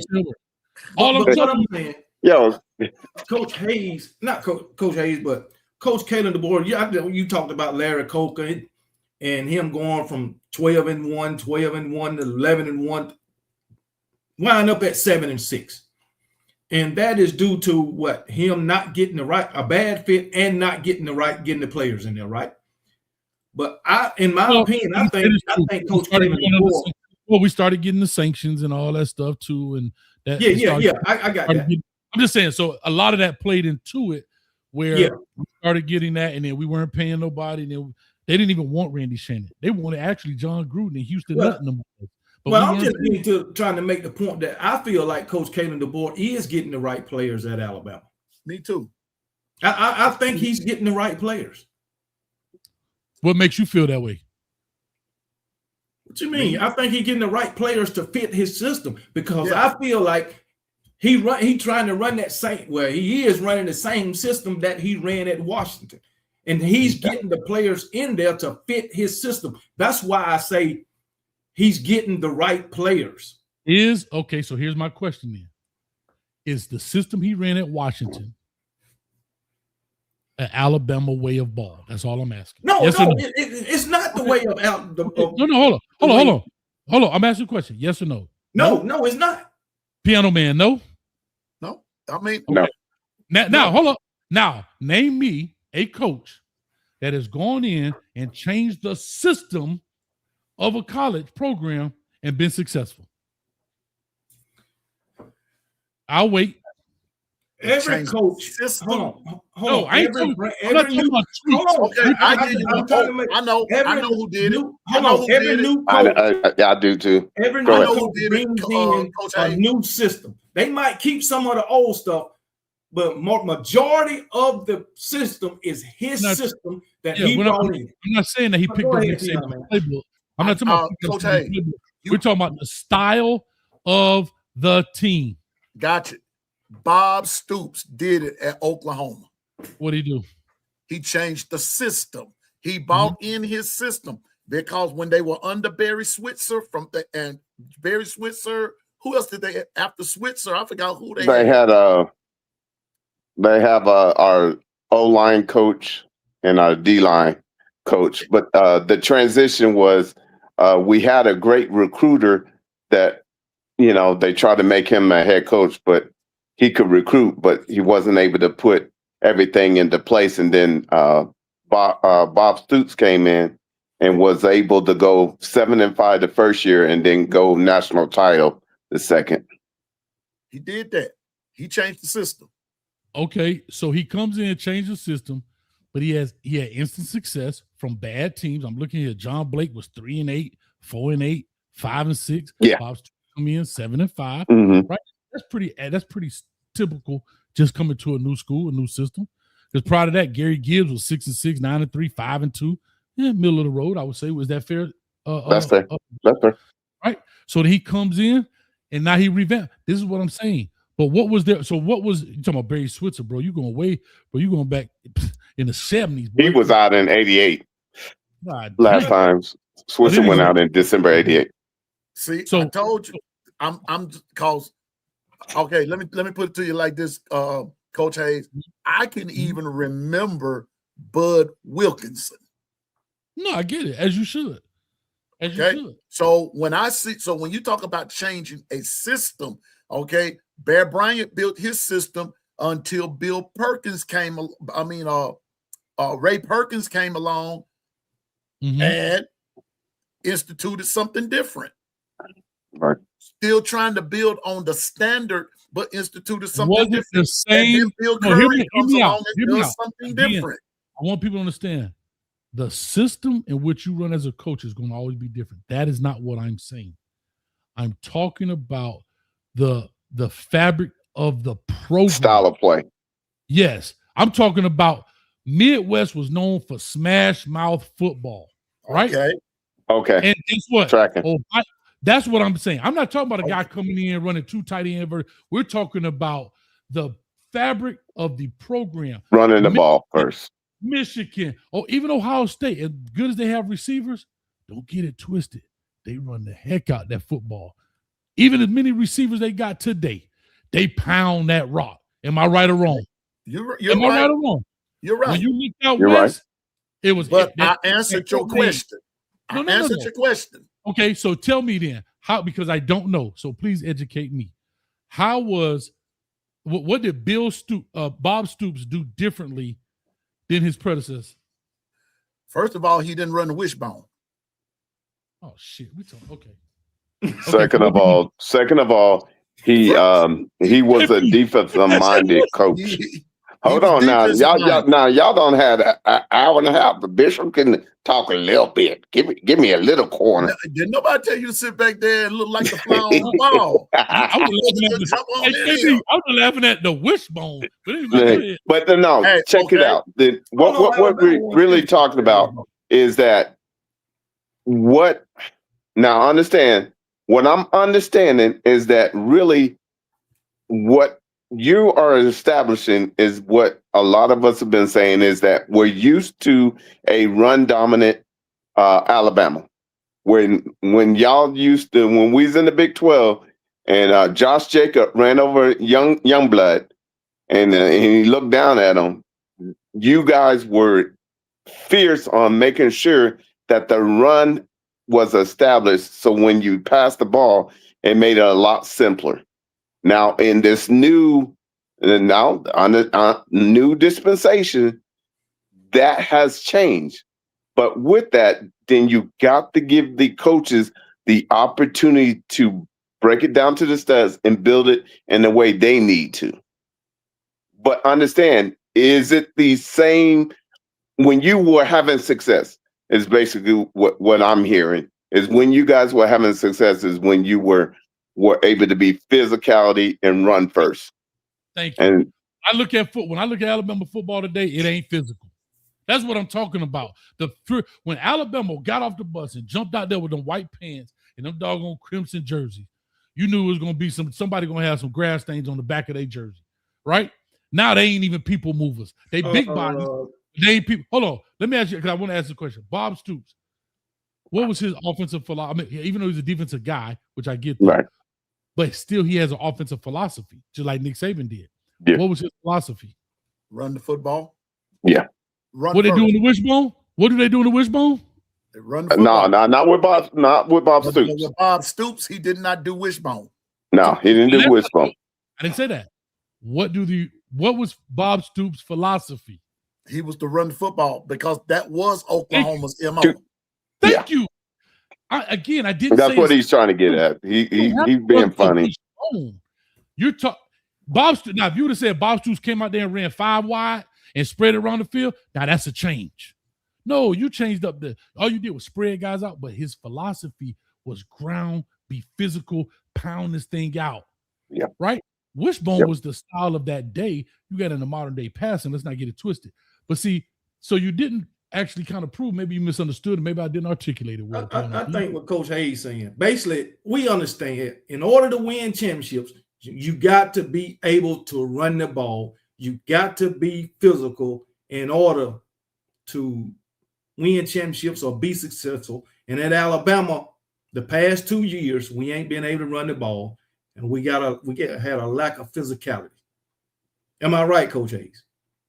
But the thing is, about time, KP. Thank you. What's that? About time. Coach okay, but the thing is, now, Coach Kalen DeBoer, this whole offseason has been addressing those two issues: being physical and running the ball. Now, whether it translate over to the field, we don't know yet. But one thing we do know, he has addressed those two issues this whole offseason. So, can we speculate that we can be more physical than what we have been in these past 2 years, and we'll be able to run the ball more? Sure. Can we address that? I mean, can we speculate that? We can definitely speculate that. Now, in my experience, you do what got you there, and that's just in life. Right. KB, that's life. That's true. I'm gonna tell you a 3-second story. I got a homeboy that's in karate, right? We think he a real Bruce Leroy. We on South Beach, dog. Well, for real. We go to South Beach. Guess what? We get into a little fisticuff. I'm working my man out over here. I'm getting him in. I look over my dog. I'm thinking he over here. What? Man, that boy over there like this. You know what? You can practice all you want. But when it get for real, you're gonna go back to what. Yeah. That's why I say You're gonna can go back to really what Right, right. translate over to the field. That's go why I back say Yeah, we hear you. We hear you. That's all I'm saying. So I'm trying to answer. So when Piano Man asked me, why do I feel that way? I could make my mouth fry chicken, but can I really do it? I could tell you. All right, now don't mess with the Yardbird. Don't be coming up in here. Hey, I can tell you what I'm going to. I answered your question, but Bob Stoops did change. He did change, but he's still stuck with what got them to the game. I got that part, but you asked about change. Well, Kalen DeBoer has brought in change, but he also realizes that you've got to be able to run the football. Now, question, is it that he refused to run, didn't run, or couldn't run? Which one is it? I think here's what I'll tell you, and I'm glad you brought this up. I think it's a culmination of all those, because when me and KB had the show, that's what we were talking about. There were times when, remember I said you're going to do what you're accustomed to? I think there's times in which he panicked and abandoned it too fast. Keep There's going. times. Say it, Coach. Hold up, Coach. Hey, Bishop. What you say? What you say now? Okay. Yeah. There's times in which he couldn't run the ball, but didn't find a way to run the ball. There it is. And then there's times. What was your third one? You say he couldn't, he wouldn't, and what? And didn't. Couldn't. And then there's times he didn't. Bro, didn't. You ran the ball 6 times in a game. I mean, we as fans been complaining about the lack of adjustments. we complained about that. And now that I can jump in, we can finally double dutch, because I was letting y'all get y'all little gumbo in. My little gumbo was waiting on the side. But check this out. What you're really talking about is the evidence of someone knowing that you can run the ball, but somebody of an offensive persuasion chooses not to. Well, because understand, when you did come into Norman, Oklahoma, and man, I hate to say this, but when you came in there, you won the game by, in the second half, running the ball with D. Hill. Because then you caused us to what? We had to come out of our defense and we had to go base. Whenever you cause somebody to flinch and get back into base, you have changed the complexity.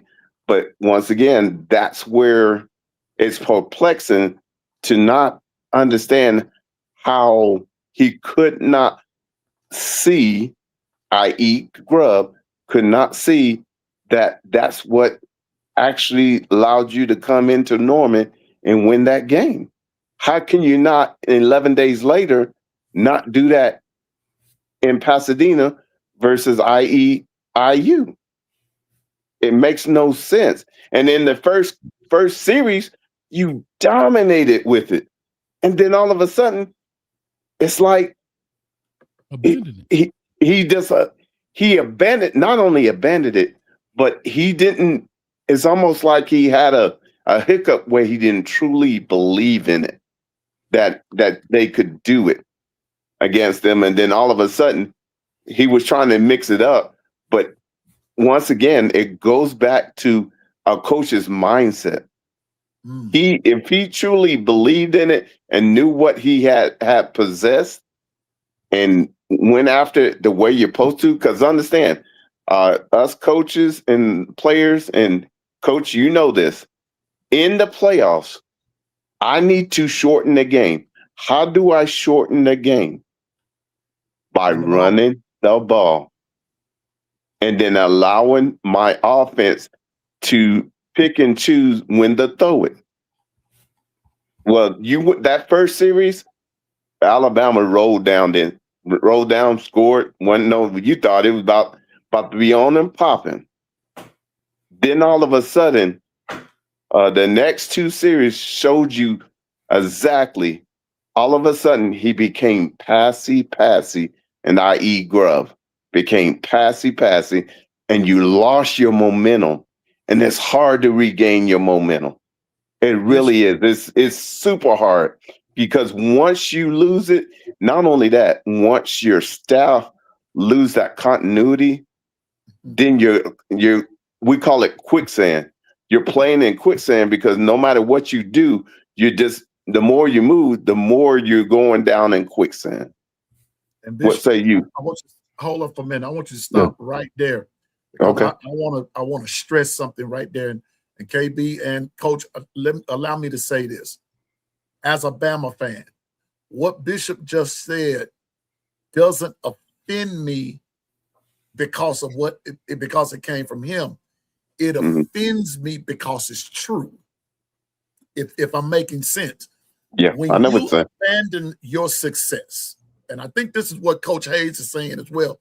When you abandon your success, you're doomed for failure every time. It might take you a minute, but it's gonna catch up with you.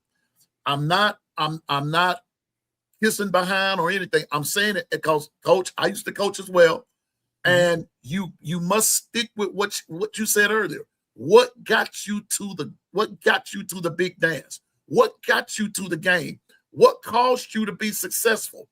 Running the football. Those 11 games that Bama won, if you go back and check the record, a lot of times, because at some point or another, the defense set you up to where you can run the football. You ran it, you won. But the more you pass, you struggle. And I think that's where Alabama, and not only that, I was reading today, Coach Hayes and KB, this morning. I don't know if y'all heard me or not this morning, but I read something about Ohio State. Bishop and JB and I were talking. Yeah. Coach Hayes, did you know that Ohio State, this coach, in Athlon, said that Ohio State, in order for them to achieve the success that they had last year, that run support has to be there this year. If it's not, I read in between the lines, they're going to struggle. I don't care how successful you are at passing and even your defense. You're going to have to go back to the basics of what gets you to the game and what keeps you in the game and what helps you win games. And that's running the football. Go ahead, Bishop. I just had to throw that in there. Sorry, I just want to say that. I was going to say, for the Ohio State, both of their running backs had 1,000 yards. Yeah. Both of their receivers had 1,000 yards. Yeah. I brought this up. And when you look at Alabama last year, I'm looking at it right now. Your leading rusher had 130 carries for 504 yards. 504. Bro, you could go back. Again, I'm not saying beat Nick Saban, but where is your leading rusher at a Power 4 program like in Alabama or anywhere gonna have 500 yards rushing? Like your next leading rusher had 284. Some people get that in a game. I mean, I agree. I'm gonna give Jam. I'm gonna give Jam some grace. He didn't play in 4 games, so I'm gonna give him a little grace on that. Who? But Jam Miller, the leading rusher, he didn't play in 4 games. But I want to say that's the thing. This man missed 4 games, and he still was the leading rusher. How is that? So that means the other cats didn't step up. Yeah, the other nobody else stepped up. But my thing is, you no matter how good your running back is, if you don't have an offensive line to block for you, you null and void. Get creative. Unless you some kind of Barry Sanders or something. And Ryan Grove is not creative. He did get creative. He won that number 5 over to the sweep. That's not creative. I know. He did so many times it can't predict it. I know where you're from. I I'm asking. I don't know. I'm asking. I don't know. Where's he been with Coach Kalen DeBoer basically his whole career. Now you knew that, but anyway, in my opinion, this is just my opinion. I'm gonna go back to 2024. Sure. I feel like Nick Sheridan was a better offensive play caller than Ryan Grove.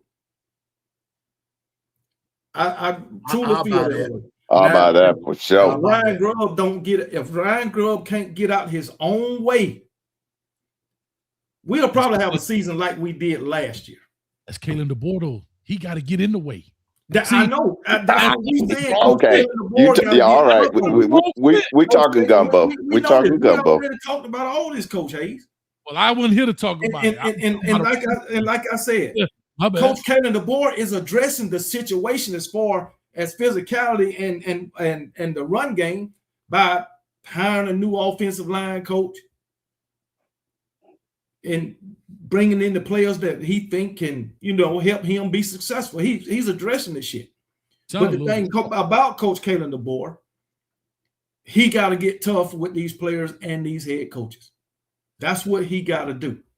If he don't do that, then we gonna be in the same predicament. But in my opinion, we are not in a bad predicament.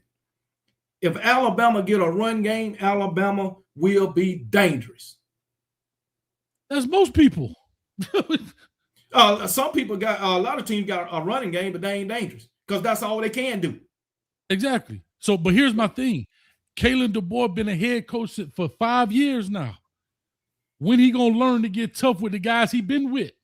Well, hey, we on the outside looking in. We on the outside looking in. We just saying what it looks like. We not in the inside, so we can't. We can speculate that he ain't tough, and in our eyes, he's not tough. But behind closed doors, he might be. All right, how about this? You can make your mouth fried chicken in the meetings behind closed doors. You can tell you run the goddamn ball. Yeah, you can. And when you get on the football field, either two things are happening. Either you just talking tough in the meetings, or your subordinates ain't listening to you and they doing what the hell they want to do. It's only one. It's only one because the result is on the football field, not in the class, not in the meeting room. So it's either he talking tough in the meeting.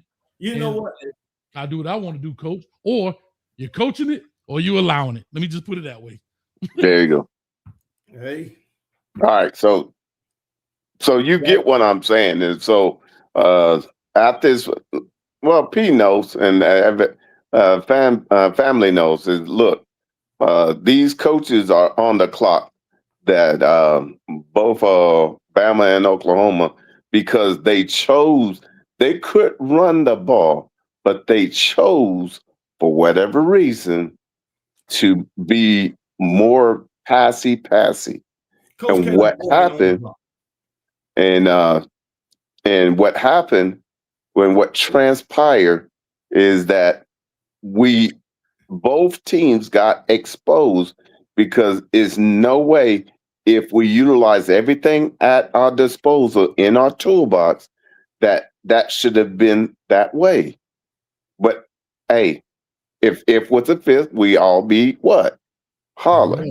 So since we in this gumbo, we now know, hey, parts of what he's saying is absolutely correct.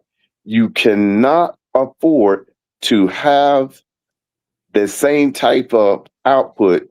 And if you're saying, and I know Jam Miller was hurt throughout the year, but if he still is the leading rusher, and then I think the second leading rusher was Ty, if I understood correctly. Is that correct?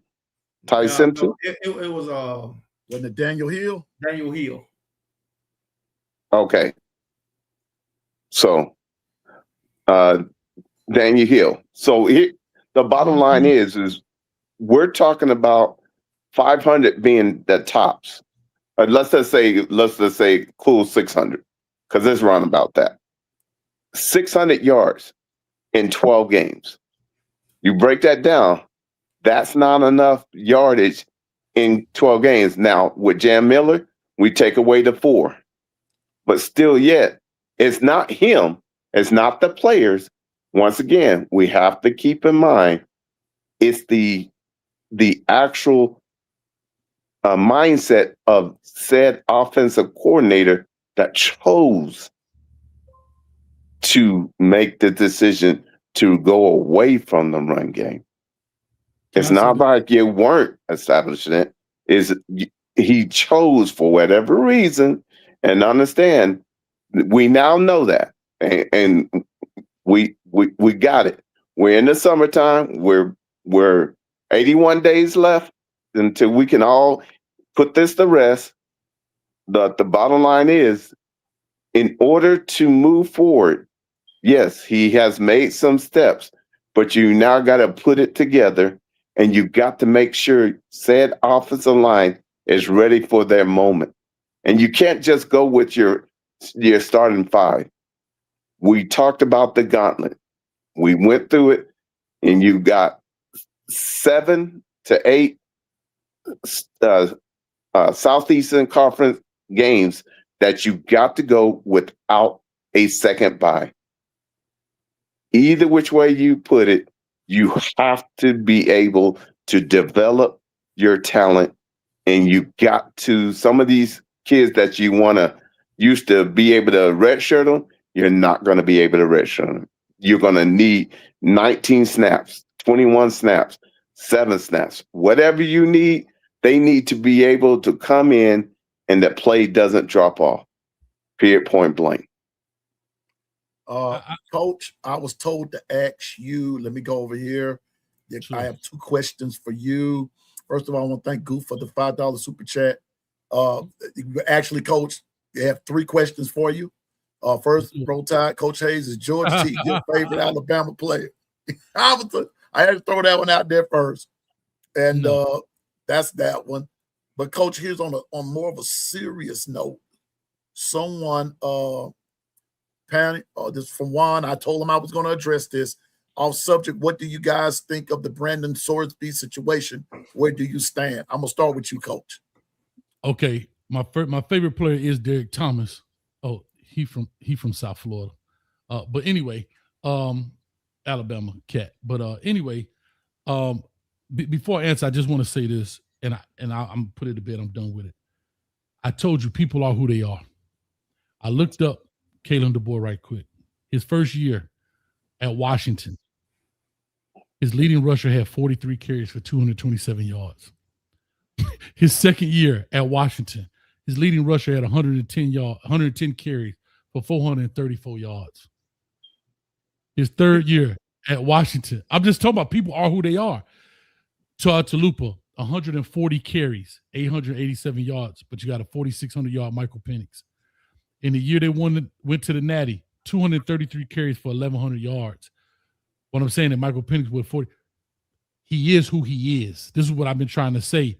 He comes to Alabama and try that same thing. If we think he's going to transform with all the success he had, it's not going to happen. That's just my opinion. Y'all can respond how you want. My second thing is, how do I feel about the Brendan Sorsby? Yeah. Is that what you're asking? Yeah. That's what here we go. This was what do you guys think of the Brendan Sorsby situation? I think they tried it and it was too much pushback. And Texas Tech, with people ready to, stop playing him or whatever, the juice wasn't worth the squeeze.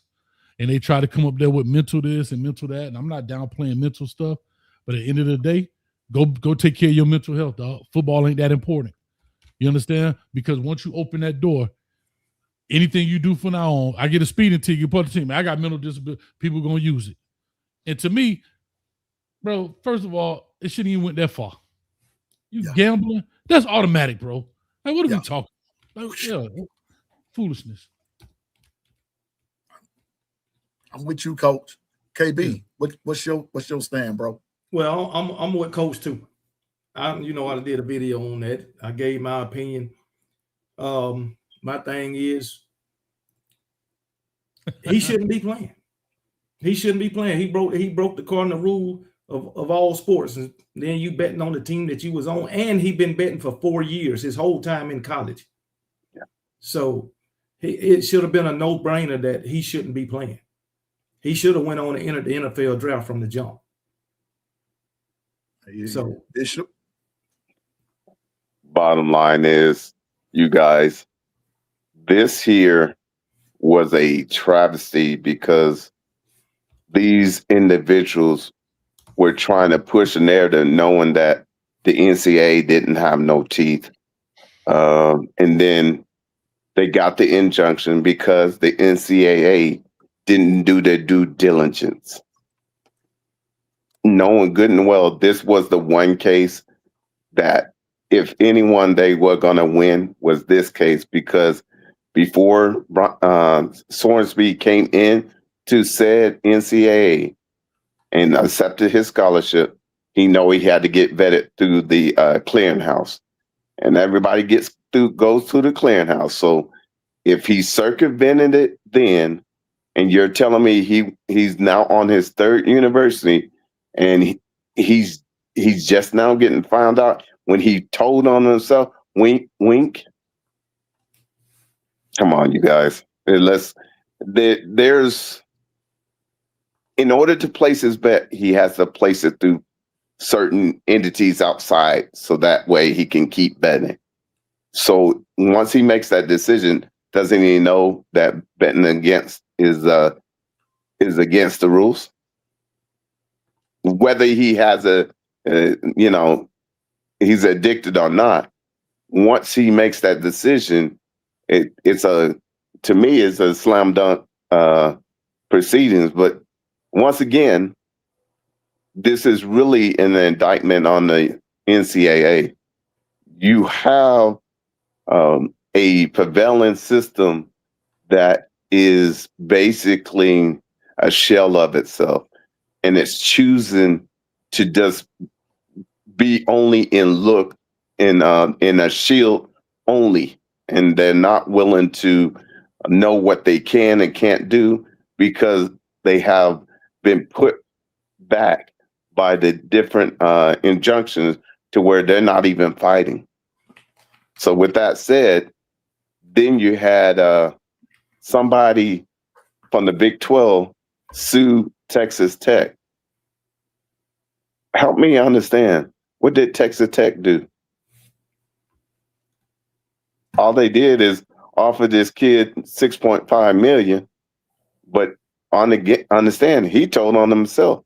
So why are we? Yeah, let me get off of that, because y'all know the truth. They just wanted to give that a deal, so now they got that pushback and hey, it might not be good for the Big 12 for him to be able to complete this process, because we're going to end up being at wit's end, and it's not going to look good for anybody in the Big 12. So I think his time is up. Yeah, it's over for him, Coach Hayes. Because even if he goes pro, it's over for him. It should be over. If they're gonna do Yeah. pros and all of them, man, if they're gonna do anybody, bro, my man had to sit out because he bet what $50 on a baseball game. What's the football player from Alabama? What's the man's name? Not Mari Cooper. What's the dude name? No. Recently. I'm talking about Calvin Ridley. Yeah, the other receiver from South Florida. Yeah, Calvin Ridley. My bad. Yeah. Not Jerry Judy, not that one from South Florida, not the Mari Cooper from South Florida, but Jerry, my bad, the other one from South Florida. It wasn't Devontae from Louisiana, was it? Yeah. I ain't talking about the DBs y'all had in the back that was from South Florida. Oh, my bad. Y'all wanted that, not them, but they made you contributors. I just want to say, you know what I'm saying? Wide receivers from South Florida and DBs contributed to losing that is too now. Oh, you should have left them in the We would have showed you what to do with them. Unlike Dallas Turner. No. We showed y'all what to do with them. South Florida, Dallas Turner. My bad. And Coach Hayes, your last question is, why did two teams come after DeBoer last year? And what I want to ask with this question right here, Coach Hayes, just kind of tagging along there. Those are both basically, they were both Big Ten teams. Is he more, from your opinion, is Coach DeBoer more of a Big Ten coach? Well, first of all, who's the other team? He said what two? Michigan and Penn State. I still think those are bad fits. I still think that, first of all, if you would have went to Michigan, it would have been a Rich Rod all over. Same concept. I think he's a West Coast guy. I think he's comfortable there. No, I'm saying he's comfortable there. He's done everything. Like the ball a lot. Yeah, but he's comfortable on the West Coast. I think, like I said, if Oregon would have got him, I think it'd be good. I believe if a guy like Dan Lanning would have went to Michigan, I think that Kyle Whittingham is not a bad pickup for Michigan, because what Utah did is in the same vein of what Michigan does, right? That's what I'm trying to say. Mm-hmm. But why did they go after him? I don't know. I think those would have been bad pickup. That's my personal opinion. Now, Coach Hayes, if you don't mind me saying right Big here, 12, I Big will 12. say this. I did say this, that just from Piano Man's perspective, I actually thought that Coach DeBoer would eventually end up at USC if something, if what's his name? Lincoln Riley. If Lincoln Riley did not pan out, I could see him going there simply because of what your logic is right there. I'm not trying to get rid of him at Bama because I believe he is a good coach at Bama, and eventually I think they're going to right the ship. It's going to steady. But from that West Coast perspective, I thought maybe USC, because to me it's a lot more. It fits his scheme. Wide open. It's wide open. It's wide open. Easy transition. That's what I'm saying. That's my whole thing. It's an easy transition. Doesn't say, like I said, that doesn't make him a bad coach. I don't want people to I'm saying that Caden DeBoer is a terrible coach. What I'm saying is, when you come in and try to revamp the infrastructure of a program, it's a hard battle. It's hard. Yeah. So I think just to keep it 100. From the beginning stage, I did say maybe USC, but since he's 3 years in now, I believe he's righting the ship. I believe he's balancing. He's creating a nice balance in that. Now, like what KB said, and like what Bishop said, we have 81 days. We'll see in 81 days. Put all this smack talk to rest, and somebody's gonna be 0-1. Somebody's gonna be 1-0 come September 5th. I believe Bama's gonna be 1-0. Who y'all play first game? Oh, we got Eastern Kentucky. We got somebody like we facing somebody that y'all got some gangsters walking out the first game. We facing a team like y'all facing y'all whole schedule outside of Notre Dame. Yeah, y'all playing Stanford. But anyway, if y'all lose to Stanford, I'm coming to your channel, Coach Hayes, and I'm gonna launch a takeover. Hold up, can I say something? Coach Hayes, can I say something? Go ahead. Florida State beat y'all, but Stanford beat State. So based on your logic, they ain't gonna let that go, man. I'm just saying. No, ain't gonna let that go. But anyway, Coach Hayes, if you write about Alabama, if you write about Alabama, I'm gonna tell you right. Yep. All right. But if we right, like you said, come on back. I sit here just like this. Yeah. And won't say a word. Come on back. My question to y'all is, hold up. Here's my question then.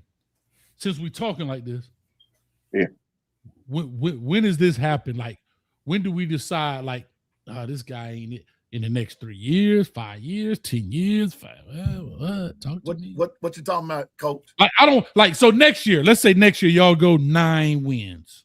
2026. This season coming up, y'all get 9 wins. Are we willing to concede then, or are we gonna wait the next year? Then they go 8 wins. Are we gonna wait another year till they get down to 7? I'm gonna tell you like this. Wait till they fire him, or what? I mean, how we talking? Okay, I'll answer that question first. We go 9 wins, so that means we 9-4. Regular season playoff game. We ain't going to no SEC. If we come out, do what we did against Georgia, do what we did against Indiana. Do what we did against Florida State. Do what we did against Oklahoma 2024. Yeah, I'll concede that. Then, because we getting blown out. Now, if we go 9-4, but we lose a game by 3, we lose a game by 6, another game by 7, another game by a point, I ain't conceding nothing. Because we are in all of those games. But you shouldn't be in all of them. You should be beating them. And if you ran the ball, hold on. So you saying last year. So if we lose 4 games, say we lose against Georgia by 3 points, we lose against LSU by 6 points, we lose against Oklahoma by 7 points, and we drop a game to Tennessee by 3 points. We should be beating all of those teams. No, what I'm going to do is go look, and I'm going to look at the game and how you lost it. if you lost the game by 3 points and only ran the ball 6 times like y'all did I understand that. I get I'm gonna that say, too. I'm gonna say, guess what? That's all I'm saying. Too. Then I'm gonna go and say, well, look, yeah, y'all lost them less than 3 points, 5 points, 8 points.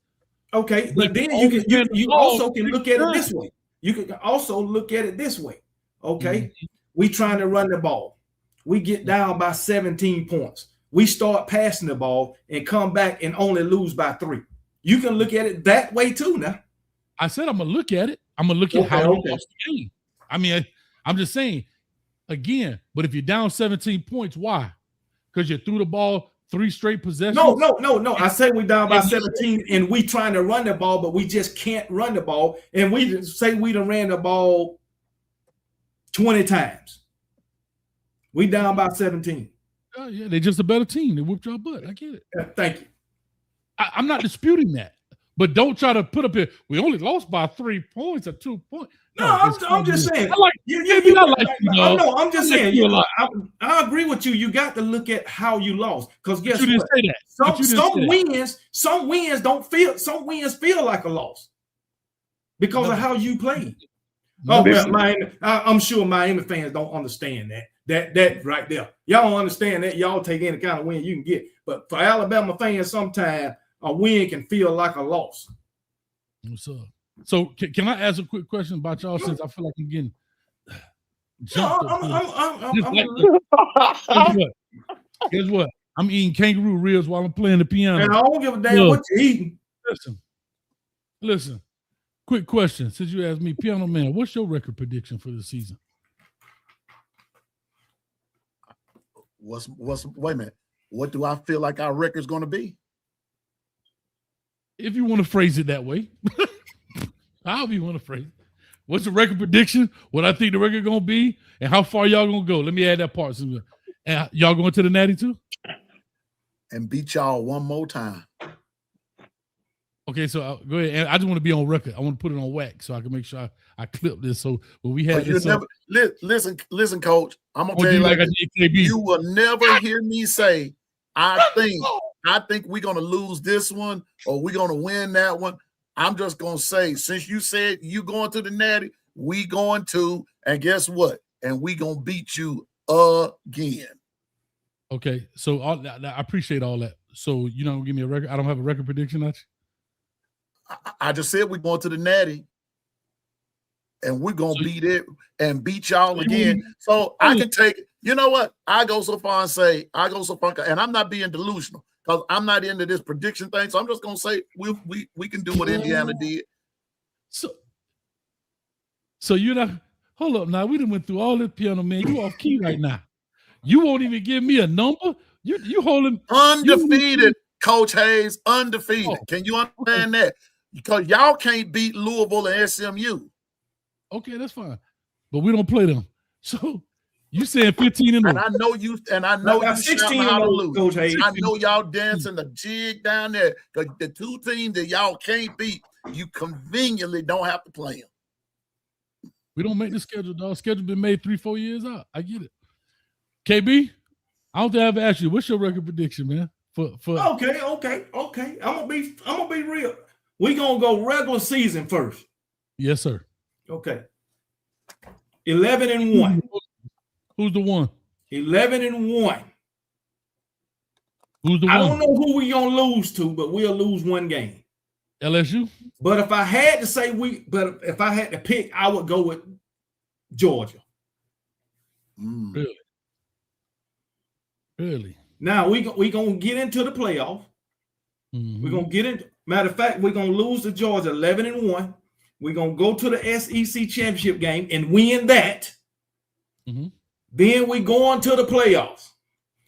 And somewhere along the way, before the national championship game, we're gonna meet them Miami Hurricanes and send their ass back home if we don't do like Indiana did and beat you in your own stadium.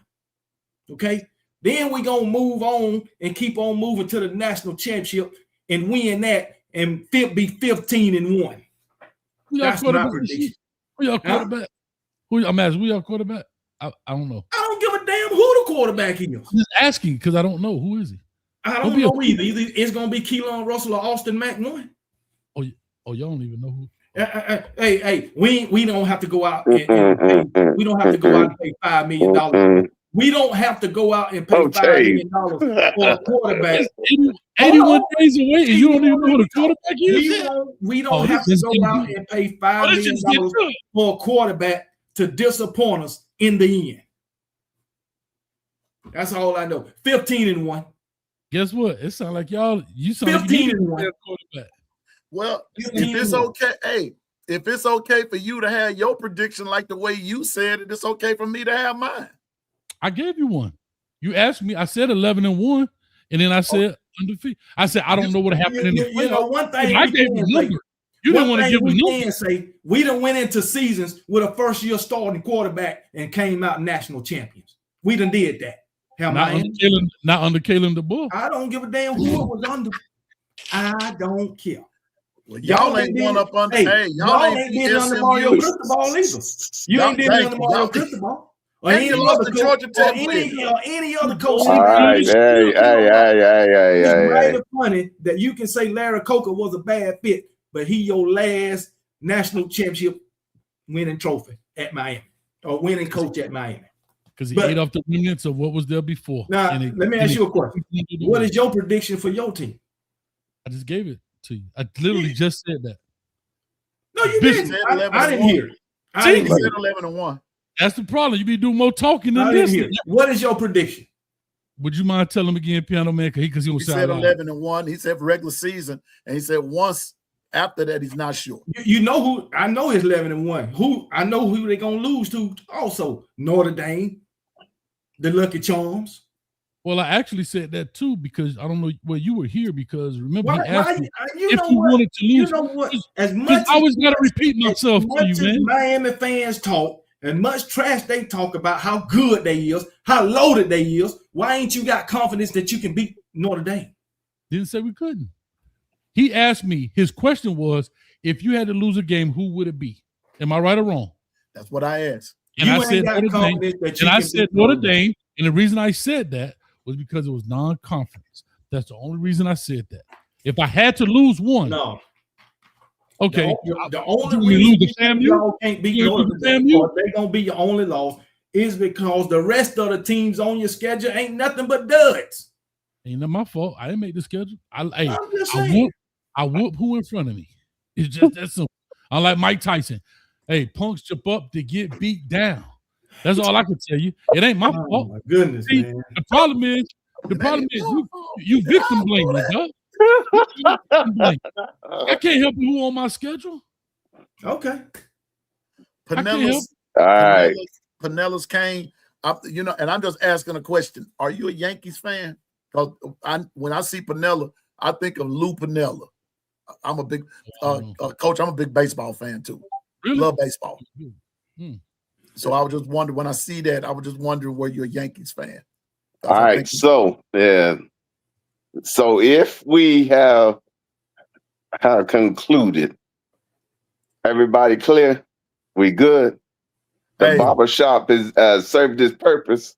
The champ is here. Don't start. I'm gonna say this. It was a couple of people, Coach Hayes. If you will allow me to say this, Bishop, KB, I'm gonna say this. There were a couple of people up there in the chat that said we need to do this, more often. And and I wish that we would. And because Coach Hayes, I will say this, I want to thank you for coming, Coach, because I just love to chop it up. And I love to chop it up from a positive perspective and a fun perspective. Nobody got their feelings hurt. We were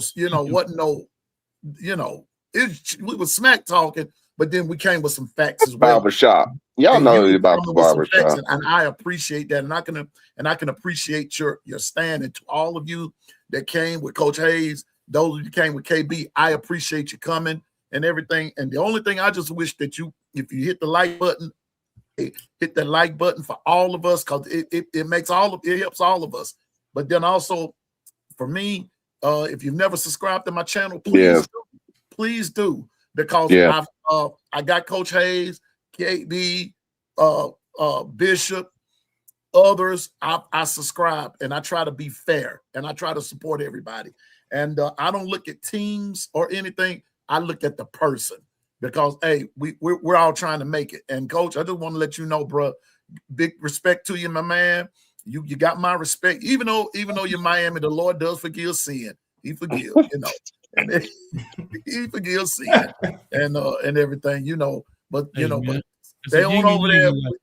Stay on over there though. But when we beat y'all again now, I just remember this: every knee shall bow in Miami, and every Miami tongue will confess that they can't beat Alabama. That's what Rance Allen said. Listen, Rance Allen said it best. But here's what I'm gonna just tell you real quick. You don't mind holding up that belt again, sir? Don't worry about my belt. You saw it. I don't want you haters to look at it too long. Y'all think y'all can get. Hey, I saw it was silver. That means second place. Usually first place is gold. I'm just saying. You can call it what you want to call it. You can call it what you want to call it. Miami ain't got now. Miami don't got one. You only got a belt because we brought out the chain. Don't get it. Everything you do, y'all follow. Man, y'all can take that down. Until you do right by me. That chain turning them players neck green, man. Come on, man. That chain giving them boys a rash. Hey, everything man, you get on out of here with that mess. Until you do right by me, everything you do don't crumble. You better understand that. Miami is often imitated, but never duplicated. Who imitating them losers, man? That little cheap belt you got right there from Party City. Imitating them losers. Hey, Coach, y'all started that turnover chain, did you? Bishop, can you tell me? We started running through the smoke. We started the turnover chain, bro. The 4's up in the fourth quarter. Next time you watch Alabama, you ain't starting that. You ain't start that. I'm gonna tell you this. Y'all ain't start nothing. Y'all ain't start nothing but that you. That's all you started. Now I'm gonna say this though, Kate. Now I'm don't let you say it. Don't agree with it. Everybody in this brother started imitating the smoke. Coach Hayes, up here in Mississippi, everybody they started going to get what you call the fire extinguishers. Wait a minute. That's how we did. That's how we did Miami. Hey, Coach Hayes, I have to admit, you had people shook when y'all came out the smoke. Out the smoke, man. You come out that smoke. Man, listen, you know what?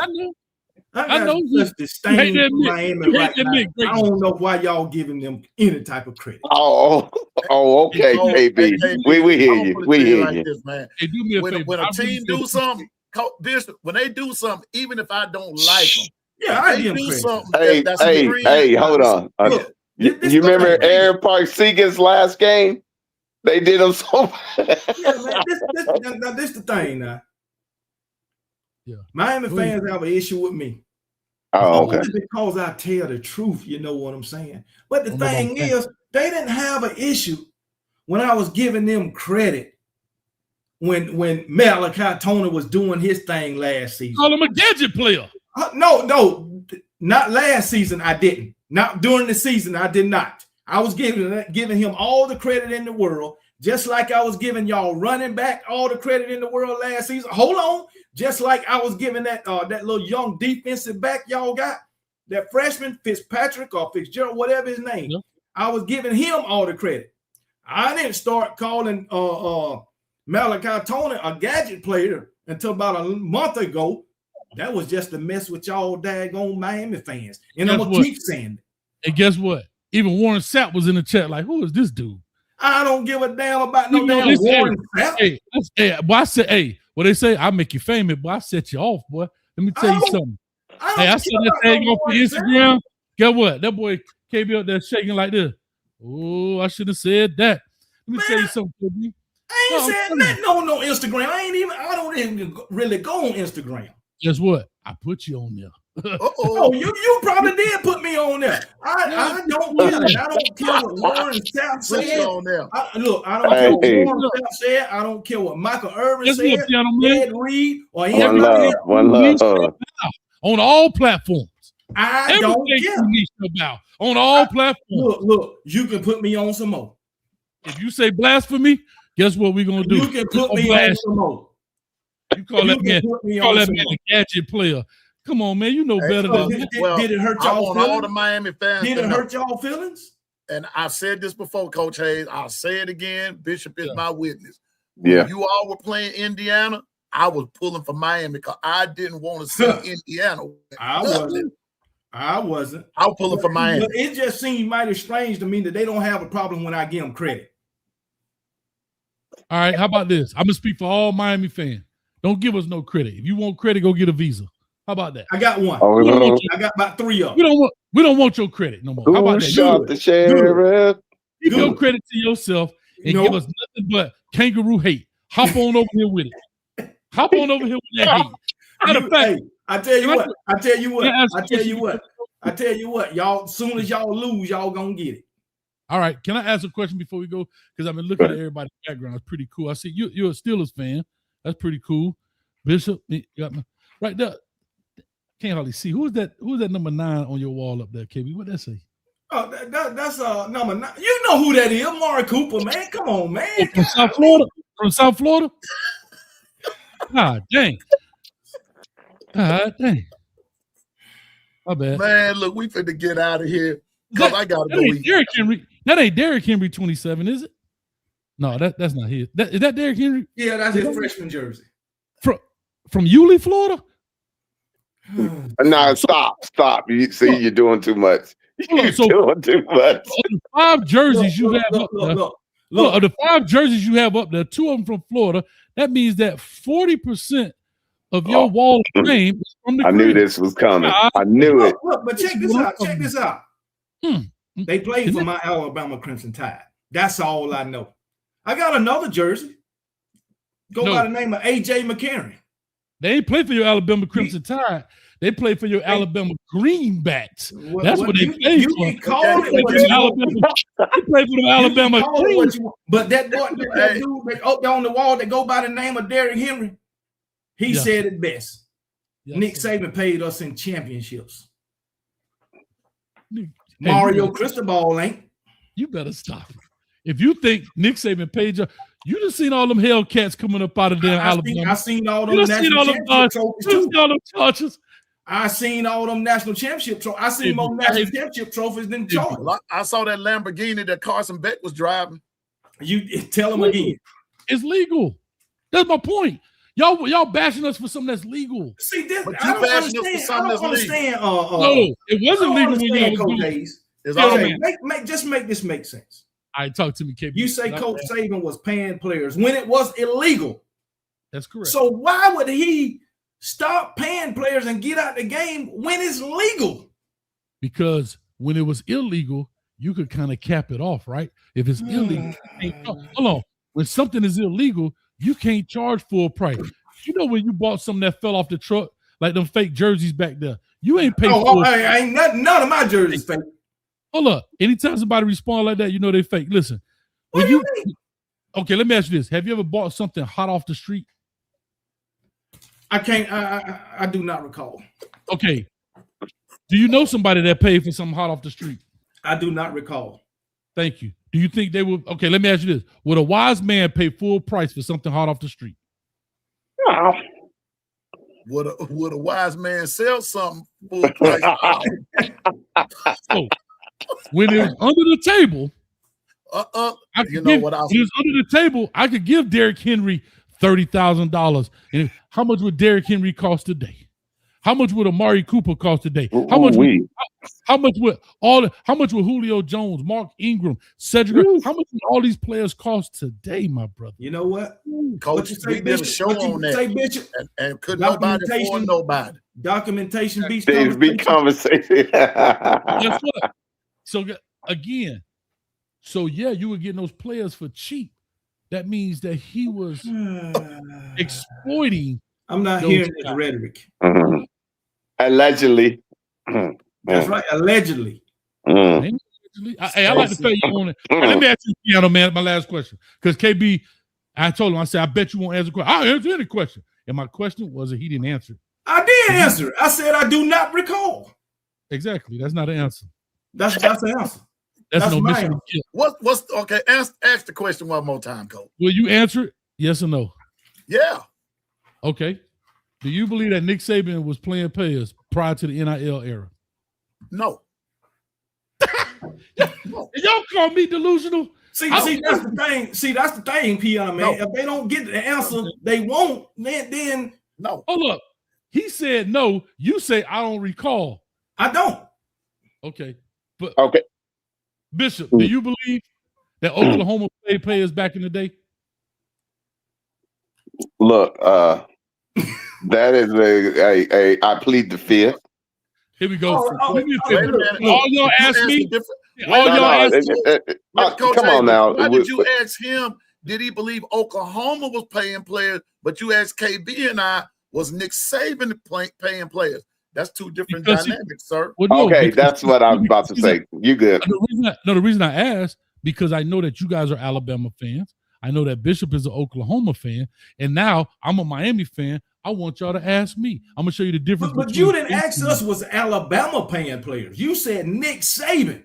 Okay, I'm sorry. Him, you said Oklahoma. Yeah, Do you believe Bob Stoops was paying players? We already know Barry Switzer was. He told him. I can't even look. I had to plead the fifth. Okay, do me a favor. Ask me. Watch this. Any one of y'all, just ask me. You just gonna say no? Ask do me. you believe that Miami was paying players? You damn right we was. Okay. Listen. I'm not delusional. Okay, but listen, straight up. Coach Hayes. Listen, Coach Hayes. The reason why you saying yes is because it's been documented. Why was it documented? It's in black and white. They got their ass caught. That's why. No, you know why I'm gonna They tell you got like caught. everybody, KB. Piano Man, check this out. Follow this logic. Since you use the word logic, They got caught. I use that same thing. Follow this logic right quick, though. Most people who do things illegally, people can speculate and everything else, but here's what you know. As long as it's making the bigger entity money, we're gonna turn a blind eye. Brandon source. They put a spotlight on it, right? Mm-hmm. Everybody. Most people don't get caught until after the fact. And when is the after the fact, Piano Man? Something went wrong. When they stop making money for the entity. Let's bring up Mary. That's when stuff go wrong. Let's bring up Marion Jones. When she finished, they bammed across the head. Am I right? Yep. They did. Lance Armstrong on the bicycle. When he finished, all of a sudden, bammed him across the head. Upside your head, so oops, upside your head. Everybody get finished making the big brother all the money. It's over. Guess what happened to Miami? I just clearly showed you. They didn't bother Larry Coke in Miami until what? We stopped making them money. Nick Saban, back to his goatism, he got out on time, just like Usain Bolt did. Listen, I'm only speculating, but I don't know no dude in the world that can break a world record running sideways like this. Huh? You can't tell me he ain't got some horse steroids in his behind. But guess what? He got out in time and didn't abuse. He made so much money for the track and field and for the Olympics. What I'm telling you is Miami got hit across the head because we got bad. One thing Alabama never did, and I give them their credit, they didn't get bad. If they would have gotten bad, they would have nailed Nick to the cross. I promise you that. Now that I would have promised. If Nick Saban would have started dropping 7 games and then they would have nailed, because what? He ain't the cash cow no more. We need a new one. Well, that you can bet. That's your theory. Go ask USC. Reggie Bush and them making all this money. They the hottest team. USC went down. Guess what? Am I lying, Piano Man? As soon as USC went down, what happened? Sanctions came. They took his Heisman away, didn't it? Yeah. It was after they made all the money from him. I think he deserved it back. He got it back. He got it back by now. Yeah, but that's what they didn't give him. They didn't give him some of the money he made. Didn't. But Coach, before we leave, since we go addressing Reggie Bush, you brought up an interesting point about doing things before when it was illegal, before it became legal. What Reggie Bush did, what they did for Reggie Bush, didn't he eventually become legal? I mean, like, of course. What was the problem? What was the problem? Because they have been doing it. The problem was they got bad. They didn't need USC anymore. They was the cash cow. Dog, the cash cow died. When Pete Carroll left, the cash cow died. When Butch Davis left. No, when he ran out quick. No, right. Because he knew it was coming. Larry Coker ran out. Right. They came and got him. Go look at SMU. When did they get SMU? Did they get SMU when he was there? They got him in 86, wasn't it? They got him after 86. And yeah, they, but he ran to the NFL so quick. Years like in 81 and 82. This I'm telling you, they get you after you run your course. That's what I'm trying to tell. Once you finish making money for Big Brother, they slaughter the cash cow behind the barn because he ain't making no more money. And that's what they did in Miami. And for 20 years, we couldn't pay nobody like everybody else was paying. Bro, I know people, and I'm going to tell you how cheap they tried us. You talking about cheap labor. Right there out of Alabama. You go refurnish somebody's house. That ain't no money. But guess what? Super happy. You seen Blue Chips? That little old school Lexus they gave Shaq. They went and gave the white dude a tractor. That ain't no money. But that's what they was doing back in the day. Am I lying? That's what they was paying. Those are very small. Think about the money that we're paying out today because it's on top of the table versus, ooh, my mama got a 4Runner. Oh, my goodness. Come on. Yeah. Hey, KB, you know I'm telling the truth. He don't want to. KB, I can ask you a question? You can ask me a question, man. Was Alabama playing players prior to the NIL?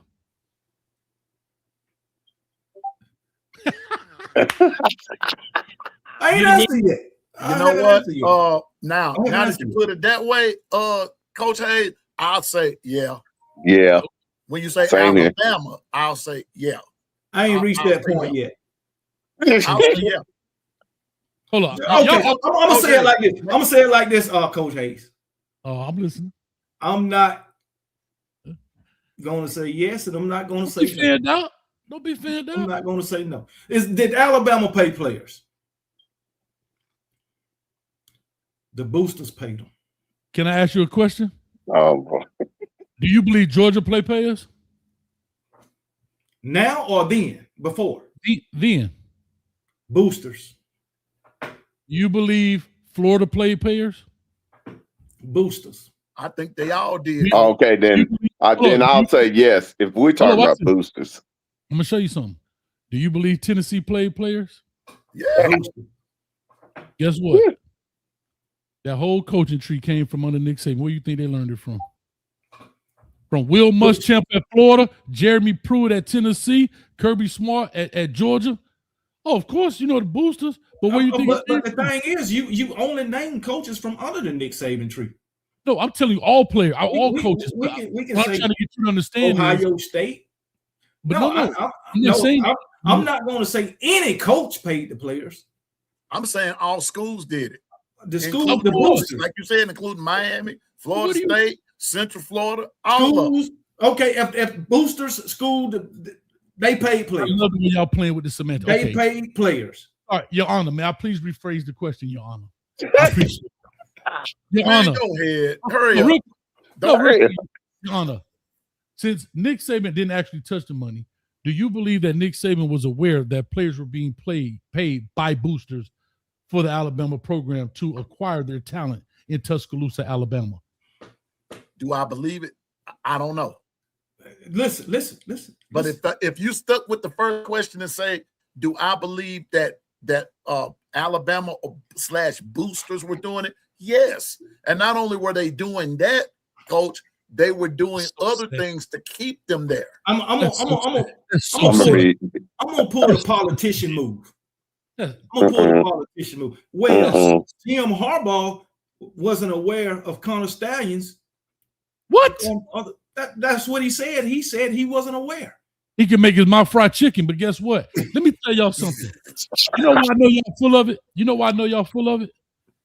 Because these coaches know when these players' girlfriends are pregnant before they do, because they got the inside on every clinic, hospital, pharmacy, and you don't think all of a sudden your kid pulls up that you, because Nick Saban went to a house, and I've been on these visits, went to a house, And matter of fact, listening to Nick Saban and Will Muschamp in the parking lot of a high school, Nick Saban said, man, well, let me go back. I'm going to leave the kid nameless. Drove in a car that didn't have a back windshield, a back window, comes back because it was illegal for him to drive the player, so he had to ride with the player, comes back and says, Coach, I've been to a lot of messed up places, but I ain't never seen a three-legged dog and a chicken with no wings coming from a player's house. And said player pulls up to the football facility in a 2000-something Charger, and you think he ain't say, that $5,000 Pell Grant sure went far. Are y'all kidding me, dog? Are y'all kidding me? Y'all are really fanned out that I can stand up here right now and tell you, hell yeah, we knew. I knew. They knew.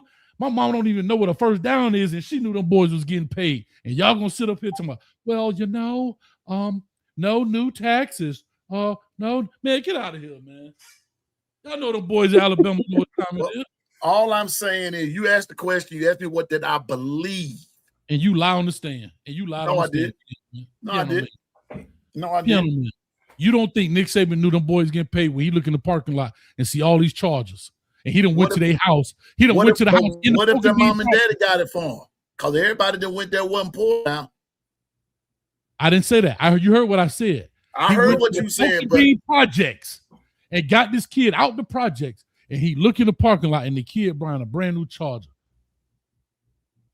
Come on, dog. Okay. So to end all of that, what's your point? Is that y'all fan the heck out, and that y'all want y'all want No. What's your point as it relates to football? What are you trying to say?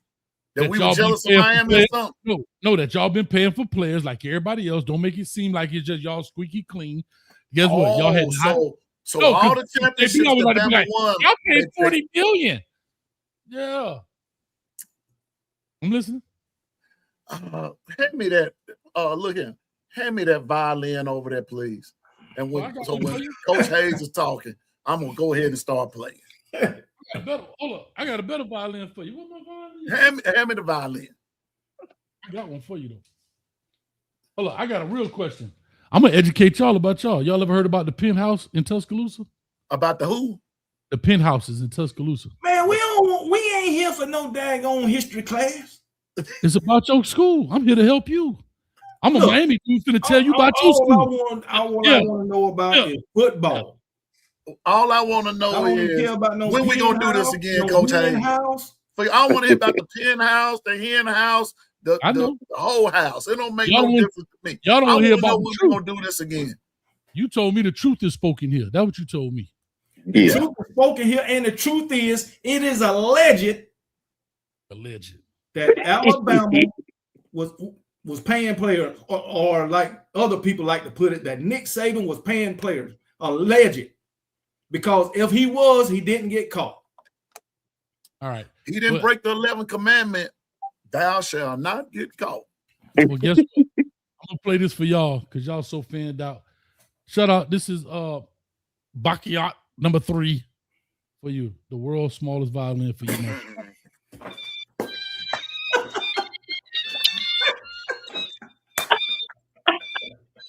I like man, you got me dizzy. This right here. That's my family. You wildin'. You straight wildin', fam. World's smallest violin right here for all that you do. I appreciate y'all, piano man. Thank y'all for having me come on. I told you, man. Matter of fact, Nick Saban sent me something. Let me count. Well, I ain't got my card. That boy even sent me a $2 bill. I go to show he sent me a $2 bill. Talking about keep that in the glass case. Boy. All right, man. Coach Hayes, tell everybody where we can find you at, big dog. You won't find me in Tuscaloosa. I'm finna get up out of here as fast as possible. This place is dumb. But anyway, you can find me on Coach Hayes Football, man. Hey, for real. Appreciate y'all having me, man. Like I say, have fun. Like I say, well, KB, boy, you a ghost, man, but you look real 3D right now, bro. I ain't never seen the dead dude come back like that. I killed him on the last show. But anyway, like I say, Bishop, as always, man, Bishop is the glue. He make a lot of things, man, behind the scenes work, man. Much love to Bishop, man. and the gumbo was fire today. A little kangaroo stew while my man played the classical piano in the back. Exquisite, my brother. Exquisite. I love it, man. I love the restaurant. Hey, Coach. Now, when you, hey, man, listen. Let's get together again real soon before the season start. But what we want to do is, we're gonna put a collab together, get together before the season start, talk about our teams, and then we're gonna take it from there. And like you said, once we start, the season, like Bishop said, all the smack talk gonna be over. Somebody gonna be 1-0, somebody gonna be 0-1, and we're gonna just keep it going. So we're gonna figure out some coach that we can all chop it up week to week and make it live, if that's okay with you. He had a blast over here today. I always have a good time eating, man. I'm telling you, bud. It's fun, man. The ambiance was excellent, but like I said, real quick, maybe we could do something when y'all figure out y'all get a quarterback. Y'all can even tell me who the starting quarterback is. So when y'all decide who y'all quarterback is in these next 81 days, maybe y'all will find out in the next 80 days, I guess. I don't know when y'all play, but at some point, There you go. There you go. There you go. But Coach, we thank you for coming, man. Yeah, we appreciate you, man. Bro. Much love. Coach, when Bishop told me that you would be glad to come, I said I got to see about this, man. I enjoyed myself. Yeah, I did, man. I wasn't even an hour late to my invite, like somebody I know. Oh, you look, man. And you lied to them people on your channel. No, I didn't. No, I didn't. You was not specific. You was in the chat. Hold on. Let me get it straight. You was not. You was in the chat. E. Brown, your constituent, was on whatever. Hey, why don't you go on Coach Hayes show? I said, okay, he invited me on whatever. And you said you got the invite. Did you not say that? Did you not say that? I did. Okay. And E. Brown said you be on Monday, Tuesday, and Wednesday. You didn't give me a specific day to come on. You didn't send me a link. You didn't do nothing. That's not true, sir. When did you send me a link? Sir, I said all I want to know, when did you send me a link? Everybody from my channel that's in this chat know how it went. When did you send me a link? If I play this clip and you admit in this clip, I play this clip and you said, because E. Brown told you, said we'll be there tomorrow about 8:15. You say, he did say that. He said tomorrow. Your show was okay. If your show was on Sunday, and he said, my show was on Sunday. He said he do shows Monday, Tuesday, and Wednesday. He said, but we'll be there. Okay, we'll be there tomorrow. Tomorrow, your show's on Sunday. We'll be there tomorrow. That's Monday. That's Monday. Did I say okay? I'll be there tomorrow. I did. Yes, you said I would. You said I would be there because I don't remember that part. But play it. You would have bet the left side of your beard. Man, I don't give a damn what part you played on. Just play it. Okay, I'm just saying. All I'm telling you is you said, okay, I'll be there, right? You said I'll be there. Okay. So one more question to you. I'm listening. So if I said I will be there. No, you said I'll be there tomorrow. You said I'll be there tomorrow at 8:15. Right. Hopefully, hopefully you'll let me on. Okay, so being that I said that, why didn't you send me a link? Because I said reach out to what? On Twitter. I tried to find your Twitter account. And that's why I sent it to you. Matter of fact, you email. I said email me. I really don't do Twitter. I'm hardly on Twitter. Or whatever. Find out. Bro, if you say you're going to be there tomorrow, what I said, hit me up. Well, it's an email in on my YouTube page, man. We're on YouTube. Okay, no problem. I'm just telling you what you said. That's all. But maybe I probably did say that, but I don't remember saying that. I do remember E. Brown saying you live on Monday, Tuesday, and Wednesday. Mm-hmm. So I remember. I do remember that. Mm-hmm. So I'm just telling you, you play. I'm just saying.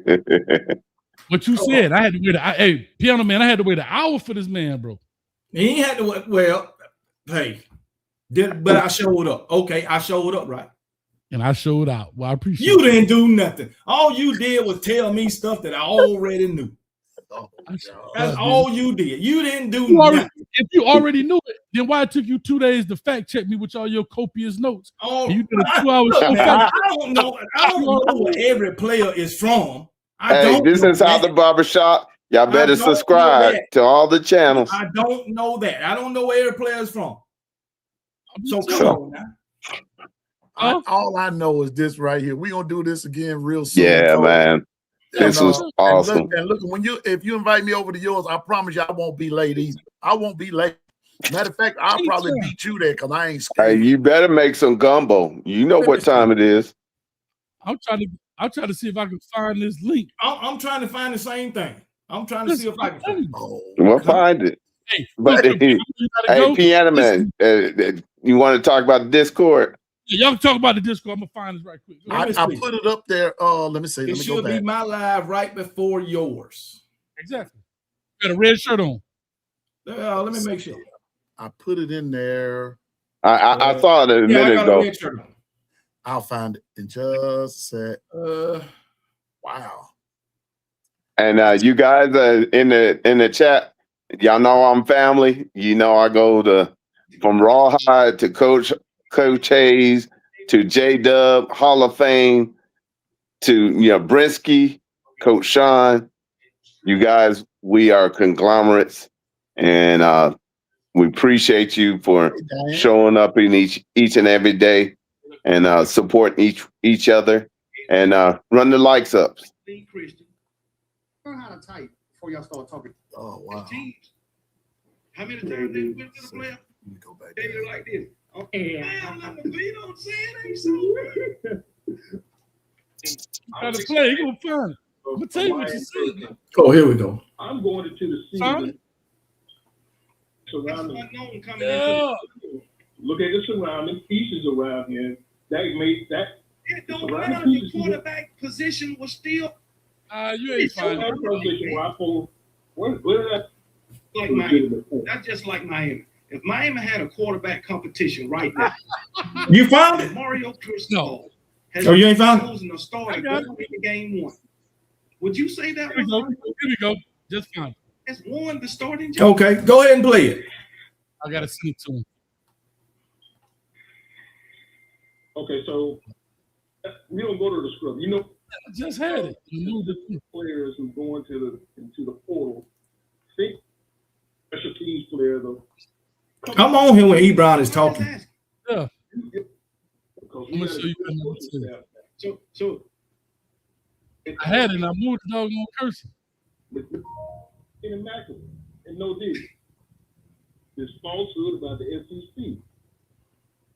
Fuck you, Brown. Ole Miss, them the team that deserved was bottom. Let me do this here. Oh, here you go, right here. Okay, here we go. I found it. Go to the 218 mark. 218. Oh, hell, I'm at 145. Nah, you were wrong. I know exactly when you said it. I'm gonna share this right here. Hold on, I'm gonna share it right now. You can put that on the screen. I got you right here. Okay. 218 what? Oh, don't worry about it. 218, We're gonna play it on the screen. I got it. Oh, okay. Yeah.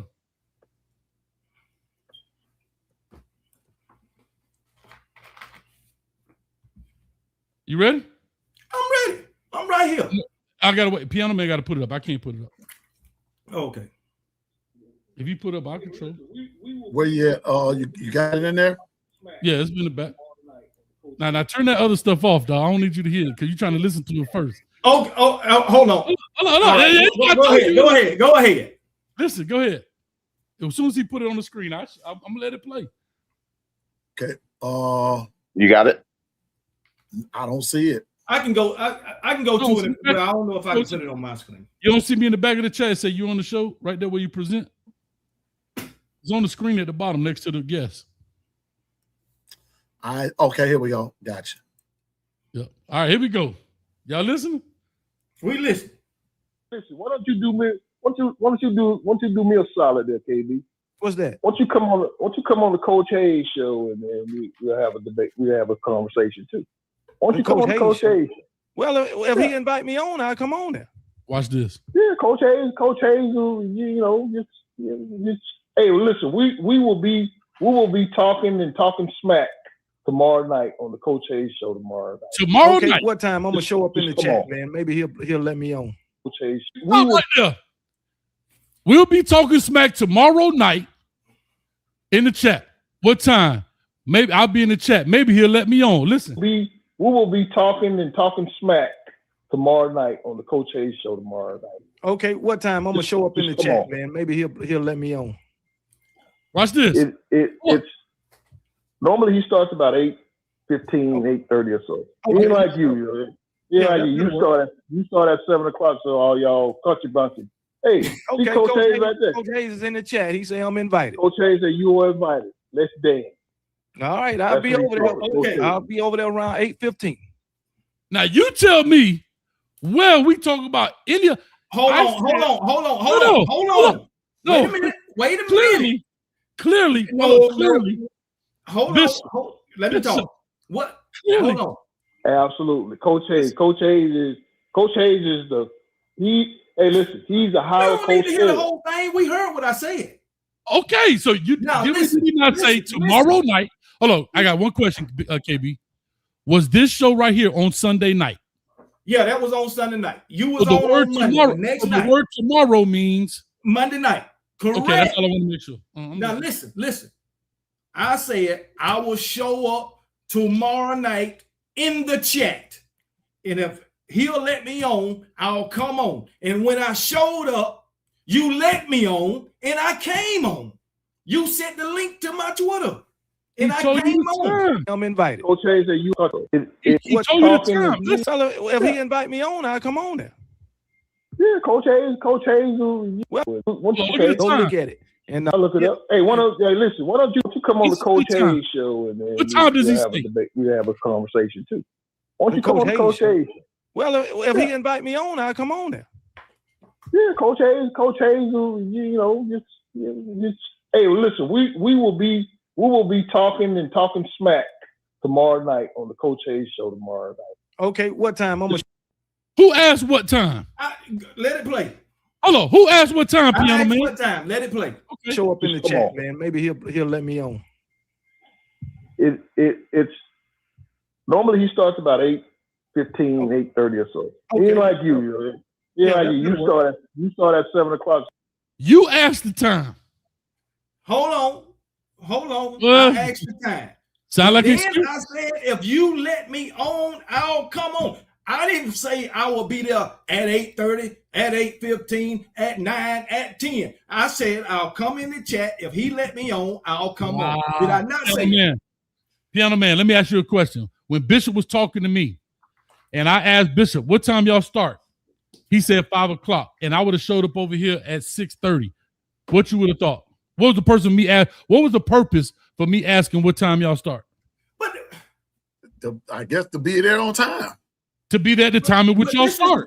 But this He is the said, thing. I will come if I'm invited. I text back, you are invited. What are we doing? You did. You put it in the chat. But the thing is, at that time, I didn't know that I was going to be doing something. Which now you I were said doing this something. the Now you last doing time. This the last time. Did I not tell you this the last time that me and my wife was out? And then when we came back, I started looking at the baseball or the softball game. I told you this. And then I went on my phone and I seen that you was live and I seen my logo on the thumbnail. That's when I jumped in the chat. As soon as I seen it. And sir, I can appreciate but the and thing respect about all it, you did with your family. Acting like I respect all you did with your family. I do. But you asked on the show what time. I'll be there tomorrow. So therefore, I'm thinking we got a show tomorrow at 8:30. Okay, let's flip it. Piano Man. Hold on. Hold on. Piano Man, if I was let's go. and you was on your show, would you not think I was gonna be coming on your show at 8:30 tomorrow to do? So let's say we were doing this the same exact show right here, and it happened through the chat. Would you have anticipated that I would be there? You would be doing the show with Coach Hayes at 8:30? Yeah, I mean, if that's what time I gave you, that's what time I clearly expected. saw it. You clearly saw it. But okay, Piano Man, have I ever been late for a show with you? Nope. Exactly. Because he ain't giving you that smoke, boy. Exactly. I'm smoking, exactly. You ain't giving me no smoke, man. What you talking about, man? Man, you had more black in your beard 2 weeks ago, but that thing turned full gray. Oh, my beard been full gray for about a year and a half. About a year and a half, buddy. You got some black right there. Gone. Come on, man. Man. And I don't really believe you started. I really don't believe you started at 8:15. I started at 8:30. He told you 8:15. I started at 8:30. I think I came on about 8:45. Sir, no, you were 45 minutes late when you came on. Now you just said an hour. Now, come on now. Well, I want to find the exact time of this show. Go to your thing. Cause I don't think I was there after 9 o'clock. Sir, clearly you were there after 9 o'clock. Young man, why is he doing this? Look, do me a favor. Look, man. No, do me a favor. Do me a favor. Put this one up, and then we done. I know you want to go. I can't put it up. No, I was telling Piano Man. Got you. I don't know. Listen, I don't know what time I came on. Hold up. This is the start of the show, right? Yeah. Okay, let's see when you show up. All right, dog. All right, you show up. Damn, that's a whole hour. Thank you. That's how late you are, dog. No, but I said an hour. Here, hour and 15 minutes late. Dang, KB. KB, hold up. How long was I on there? Bro, the show was only supposed to be an hour, right? Sir, the show was supposed to be an hour and a half. You came. It don't matter. You came there right here. Okay, keep going. Right. Keep going. And we stayed We stayed on there for 2 hours and 15 minutes. So I was on. You stayed on there for 2 hours and 31 minutes. So I was there a whole hour and 15 minutes. Wasn't that long enough for you to get your point across? Yeah, but I waited for you an hour, dog. You ain't wait for me. You just went on with your show, man. Listen to this. I was perusing the channel. Watch this. Yeah. You just went on with the channel. I embarrassing my man, dog. You hear that, man? I need that work. What is this guy? Let me see. I don't want to play one of his videos because he might be like, "Oh, Coach, hey, no, you good. Look at this. Class in session.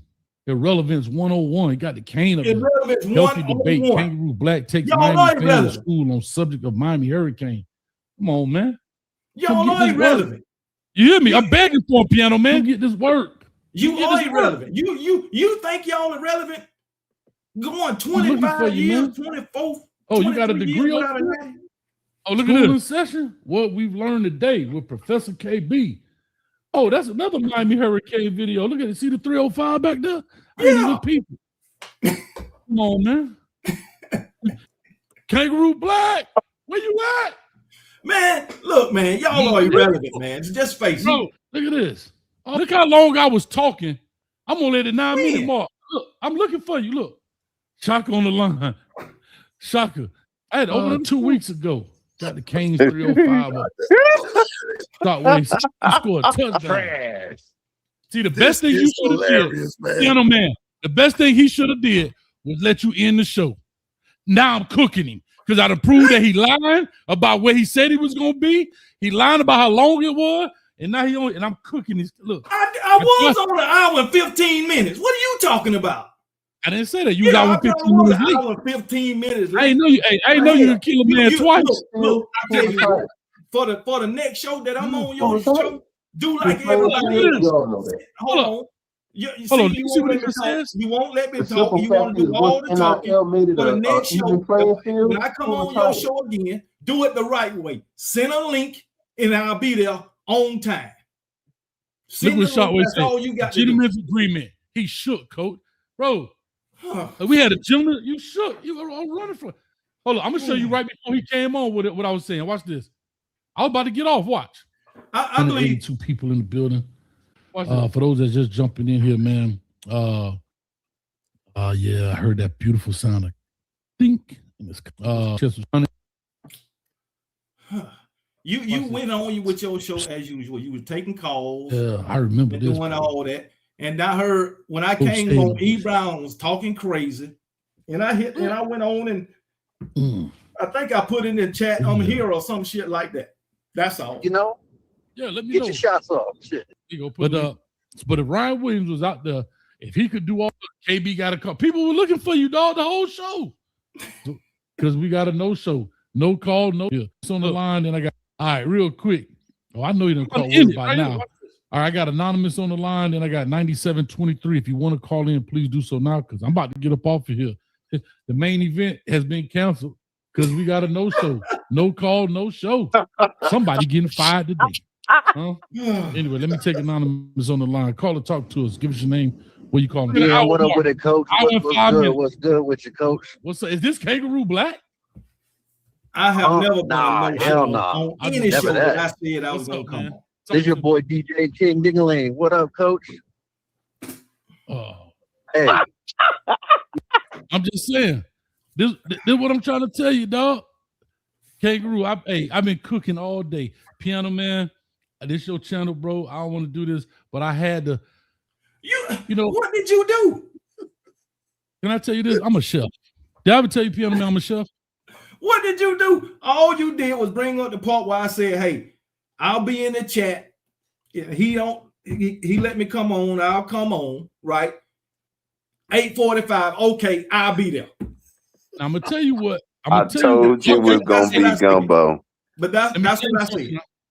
Piano Man. And I showed up. Yeah, okay. I was late, but I showed up. We conversed, and that was it. You didn't tell me nothing I didn't know. Besides players from Florida, that some of them ain't from Florida, but that's all I know. But hey, if you say you cook me, you cook me. Hey, I'm a chef, Piano Man. Did you know that? Did you know I'm a chef? Oh, Jesus. I didn't know that, but I guess I know now. No, for real. I cook people all the time. Would you like to see some of my best work? He brought up when I'm saying, would you like me to see some of my best work? All he's gonna bring up was that Florida State video. No. I tell you what, listen, Coach, on my next one, I want to see some of your best work. Next time. I gotta go eat, man. I'm hungry. You know why you gotta eat? When you're hungry. No, but you know why you gotta eat? Won't do me no good right about now. You wanna know why you hungry? Cause you don't cook like I got kangaroo steaks for days. I ain't gonna never be hungry. Man, what have you done? So, hey, we're gonna have to put a pin in it. Hey, much salute to you, man. But hey, Coach Hayes, truly appreciate you coming through. You know how you do, and you know how we do. Hey, big salute to everybody. Know that hey, we're back in the game. Everybody, hey, I know everybody was trying to get their summers together and whatnot, but hey, we're 81 days out. It's time to wrangle everybody up and let's get ready to rock and roll. Yeah, man. Everybody. We good, man. I do appreciate you guys, man, for on the real employer. We got the WREs to watch you at Evaluates. Well, I do break down everybody's, not just Miami. I've been having a hard time getting to Alabama guys, but but I got Oklahoma coming out here coming up, man. We got a couple of guys, but anyway, I'm gonna dedicate this one to you, Kangaroo Black. The next Alabama. I don't want nothing from you. I bet you gonna get it anyway. You ain't want this. I don't want nothing from you. Listen, man. I love y'all. Appreciate y'all, man. Y'all close it out. I don't want to talk to you. Okay, tell everybody where they can find you. Oh, you can find me on Kangaroo Black on Twitter, even though I ain't over there. Kangaroo Black 1. You can find me on Instagram, Kangaroo Black 73. And Piano Man, appreciate you having me. You and Bishop. Yeah. Coach Hayes, appreciate you, brother. Good guy. But I got to tell you, you just like your Miami Hurricanes. Even when you don't win, you think you won. But it's all good. I'll be back on your show. And you won't be waiting next time. I tell you that right now. So you can come on my show, whatever. But you know, I do. See, you remember you don't even remember that. That's the thing. You told me you will come on the show. I know you said we're gonna do it next week. Next week is here, and I'm on Piano Man show. See, this is what I'm saying. You don't even remember what you said. Dude. You just told me. You said, man, I can't wait. We're gonna have you to come over there. And remember, I said I do away games. I'll come to the I remember all of that, man. You said next week. All of that. Guess what? This is next week. I remember all of that. Much love to you, bro. Much love. This dude right here, he just be talking. He's scared. Dude, I be late on my own damn show. What the hell you talking about? So I just don't be late on other Alabama fan show. But for real, Coach Hayes, if I'd have had a link, I probably would have been on time. Because me and my wife was out. I was back home by 8:15. I was watching the softball game. I would have been on time. But I went on YouTube and I seen that you was live. And as soon as I seen you was live, I hopped on. So you gonna as soon as I did. All right, man. Hey, P. One love, man. You don't want to believe it. But hey, Coach Hayes. Hey, true. Hey, we're gonna put a pin in this one. I hope everybody out there in the YouTube land. Hey, this is real. This is how the barbershop is. So it's coming back. So y'all come on through. Make sure you subscribe to each and one of these amazing content creators. Run the likes up and understand we're back and we're better than ever. Jeff Stapleton. Go and trip by the over. way, y'all, I am giving both to KB and to Coach. I'm about to do something a little different. And now that I've established some things, Coach Hayes, I'm going to bring you in on that, let you know what the business is here in just a minute. And I'll give you a chance to strut your stuff. You know what I'm saying? And I mean, hey, and when you start, just come correct now. You know, that's all I'm going to say. He going to come correct. He know what time it is. Now, that's all I'm going to say. You know, if you a dude, you that dude. But if I ever find out you a dud, I'm going to put some chocolate on you and nickname you Milk. You'll catch on with that later on. I don't know if I'm gonna be part of this. This sounds Diddy-ish, dog. I'm good. Hey. You want to put chocolate on? Hey, man. I just want to talk about some chocolate on your what's going on, Lord Dog? What's good? And then I'm gonna say, here lies the milk dud, everybody. Here you go, right here. Alfaru. Hey, Law. I ain't play with my food, Law Dog. I'm over here eating cake and steak. Hey, but Coach, in a few days though, man, I'm looking to be in that area. I have relatives in your area, bro. And so Orlando, you know Orlando area? Yes. Okay. Yes, sir. In the Orlando, Tampa, Fort Lauderdale, Miami too. Yes, sir. Good. Yeah. DeLand, all up in that area. Lakeland, Daytona. He already knows my folks. All up and down Florida, so I'm very acquainted with Florida. Mm-hmm. Gotcha. Nothing wrong with that, man. So with that being said, roll tide. Because when I step up into play, everybody back. That's right. That's right. A roll tide. Alabama stink that bad. That's why they back. They're like, God dang that. Come on, man. Alabama don't stink. God dang. Oh, okay. All right, man. But I'm smelling like Spirit of Dubai. I'm smelling like Spirit of Dubai, but they backing back because the king has arrived. That's right. The king has arrived. It's bad that I can step over in your state wearing some Alabama paraphernalia and the Florida fan, whether they Florida State, Miami, Central Florida, Polk County, junior high, it don't matter what's going down. Everybody, when they see the king come through, everybody bows. And that you even know y'all actually got an Alabama license plate in the state of Florida. Did you know that? Hey, the University of Alabama got a Florida license plate. We run everything. We're relevant. That's right. And don't you forget. Y'all school so cheap, everybody go there. That's why y'all got a bunch of alumni because it only costs $10,000 for 5 years of education. Come on, man. All right, now. Anyway, but I got the one love. Y'all trying to make my gumbo be it's gonna be cooled off. Y'all better it's time to go. But we appreciate you, Coach A. Thank you, KB. Thank you, Bishop. No problem, man. Hey, man. I appreciate you, man. And please, if you've never subscribed to Piano Man's channel, please do so. Please do.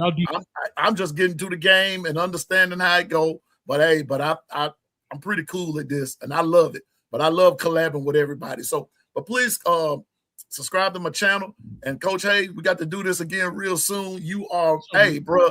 You better than advertise, big dog. You better than advertise. Hey, don't tell him that, man. What's wrong with you? Hey, man, I give props where they do. I said he better than advertise. I ain't say nothing about his team now. I said, Oh yeah, he's better than you know his team ain't worth a damn, but Coach Hayes all right.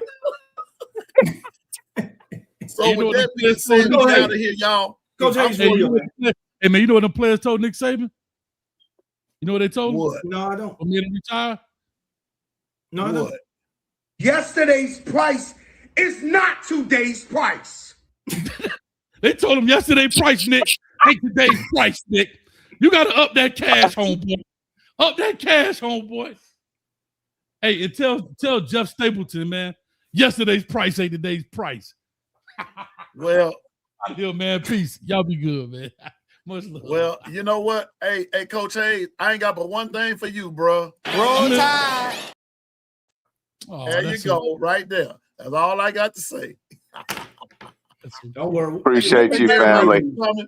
Thank you, Hey, Bishop. appreciate you, family. Everybody. One. All right, Piano Man. All right, Bishop. I'll holler at y'all. Coach Hayes, All you right, take then. it easy too, man. all right, All y'all. right, We good. and again, All right. thank everybody for coming. We're gonna hop off of here, and just remember, just stay focused, drive, and go forward in the name of the Lord. And just just do what you do. Piano For sure. Man don't know everything. I just know what I'm talking about. All right. So with that being said, one more thing. I think I put it up there, but the Discord is always open. We put it up there 2 or 3 times at the Long Run with Piano Man Discord. It is open 24 hours a day. The 50-yard line. It's called the 50-yard line. And then there's another part up there saying, Let's talk. Hey, now when we get on Let's Talk, that means we having a verbal conversation. So you're welcome to come on. All we just ask you to do, just be respectful, but you shoot your shot and everything. And I'm telling you, somebody's going, we love to have fun, but we talk about real life issues as well. But we talk about sports the majority of the time. So come on over to the Discord, and Bishop is there. Ever so often I'm there. The governor's there. We just have a good time. Come on over to the Discord and get yourself some. All right. But always remember, but I was about to say, it's okay to be a fan. Just be realistic. Just be realistic. All right. So again, thank you for coming. And so with that said, the kitchen is closed. The Gumbo Chefs have left the building. O-C-A-N-E-S. Canes. Let's go, baby. You forgot the sugar. But I forgot this right here. But I forgot this part right here. On behalf of Stephen Hicks and the voices of No Mercy, with the exception of the fans of the Alabama Crimson Tide, we wish you nothing but the absolute worst. That's it. That's it. So with that being said, we out, ladies and gentlemen. Don't forget to like, share, subscribe to all of our channels. And we're going to see you real soon. Thank you again, Coach Hayes. We are out. The Discord is open. Go over there and do your thing. I'll see y'all later. Roll Tide.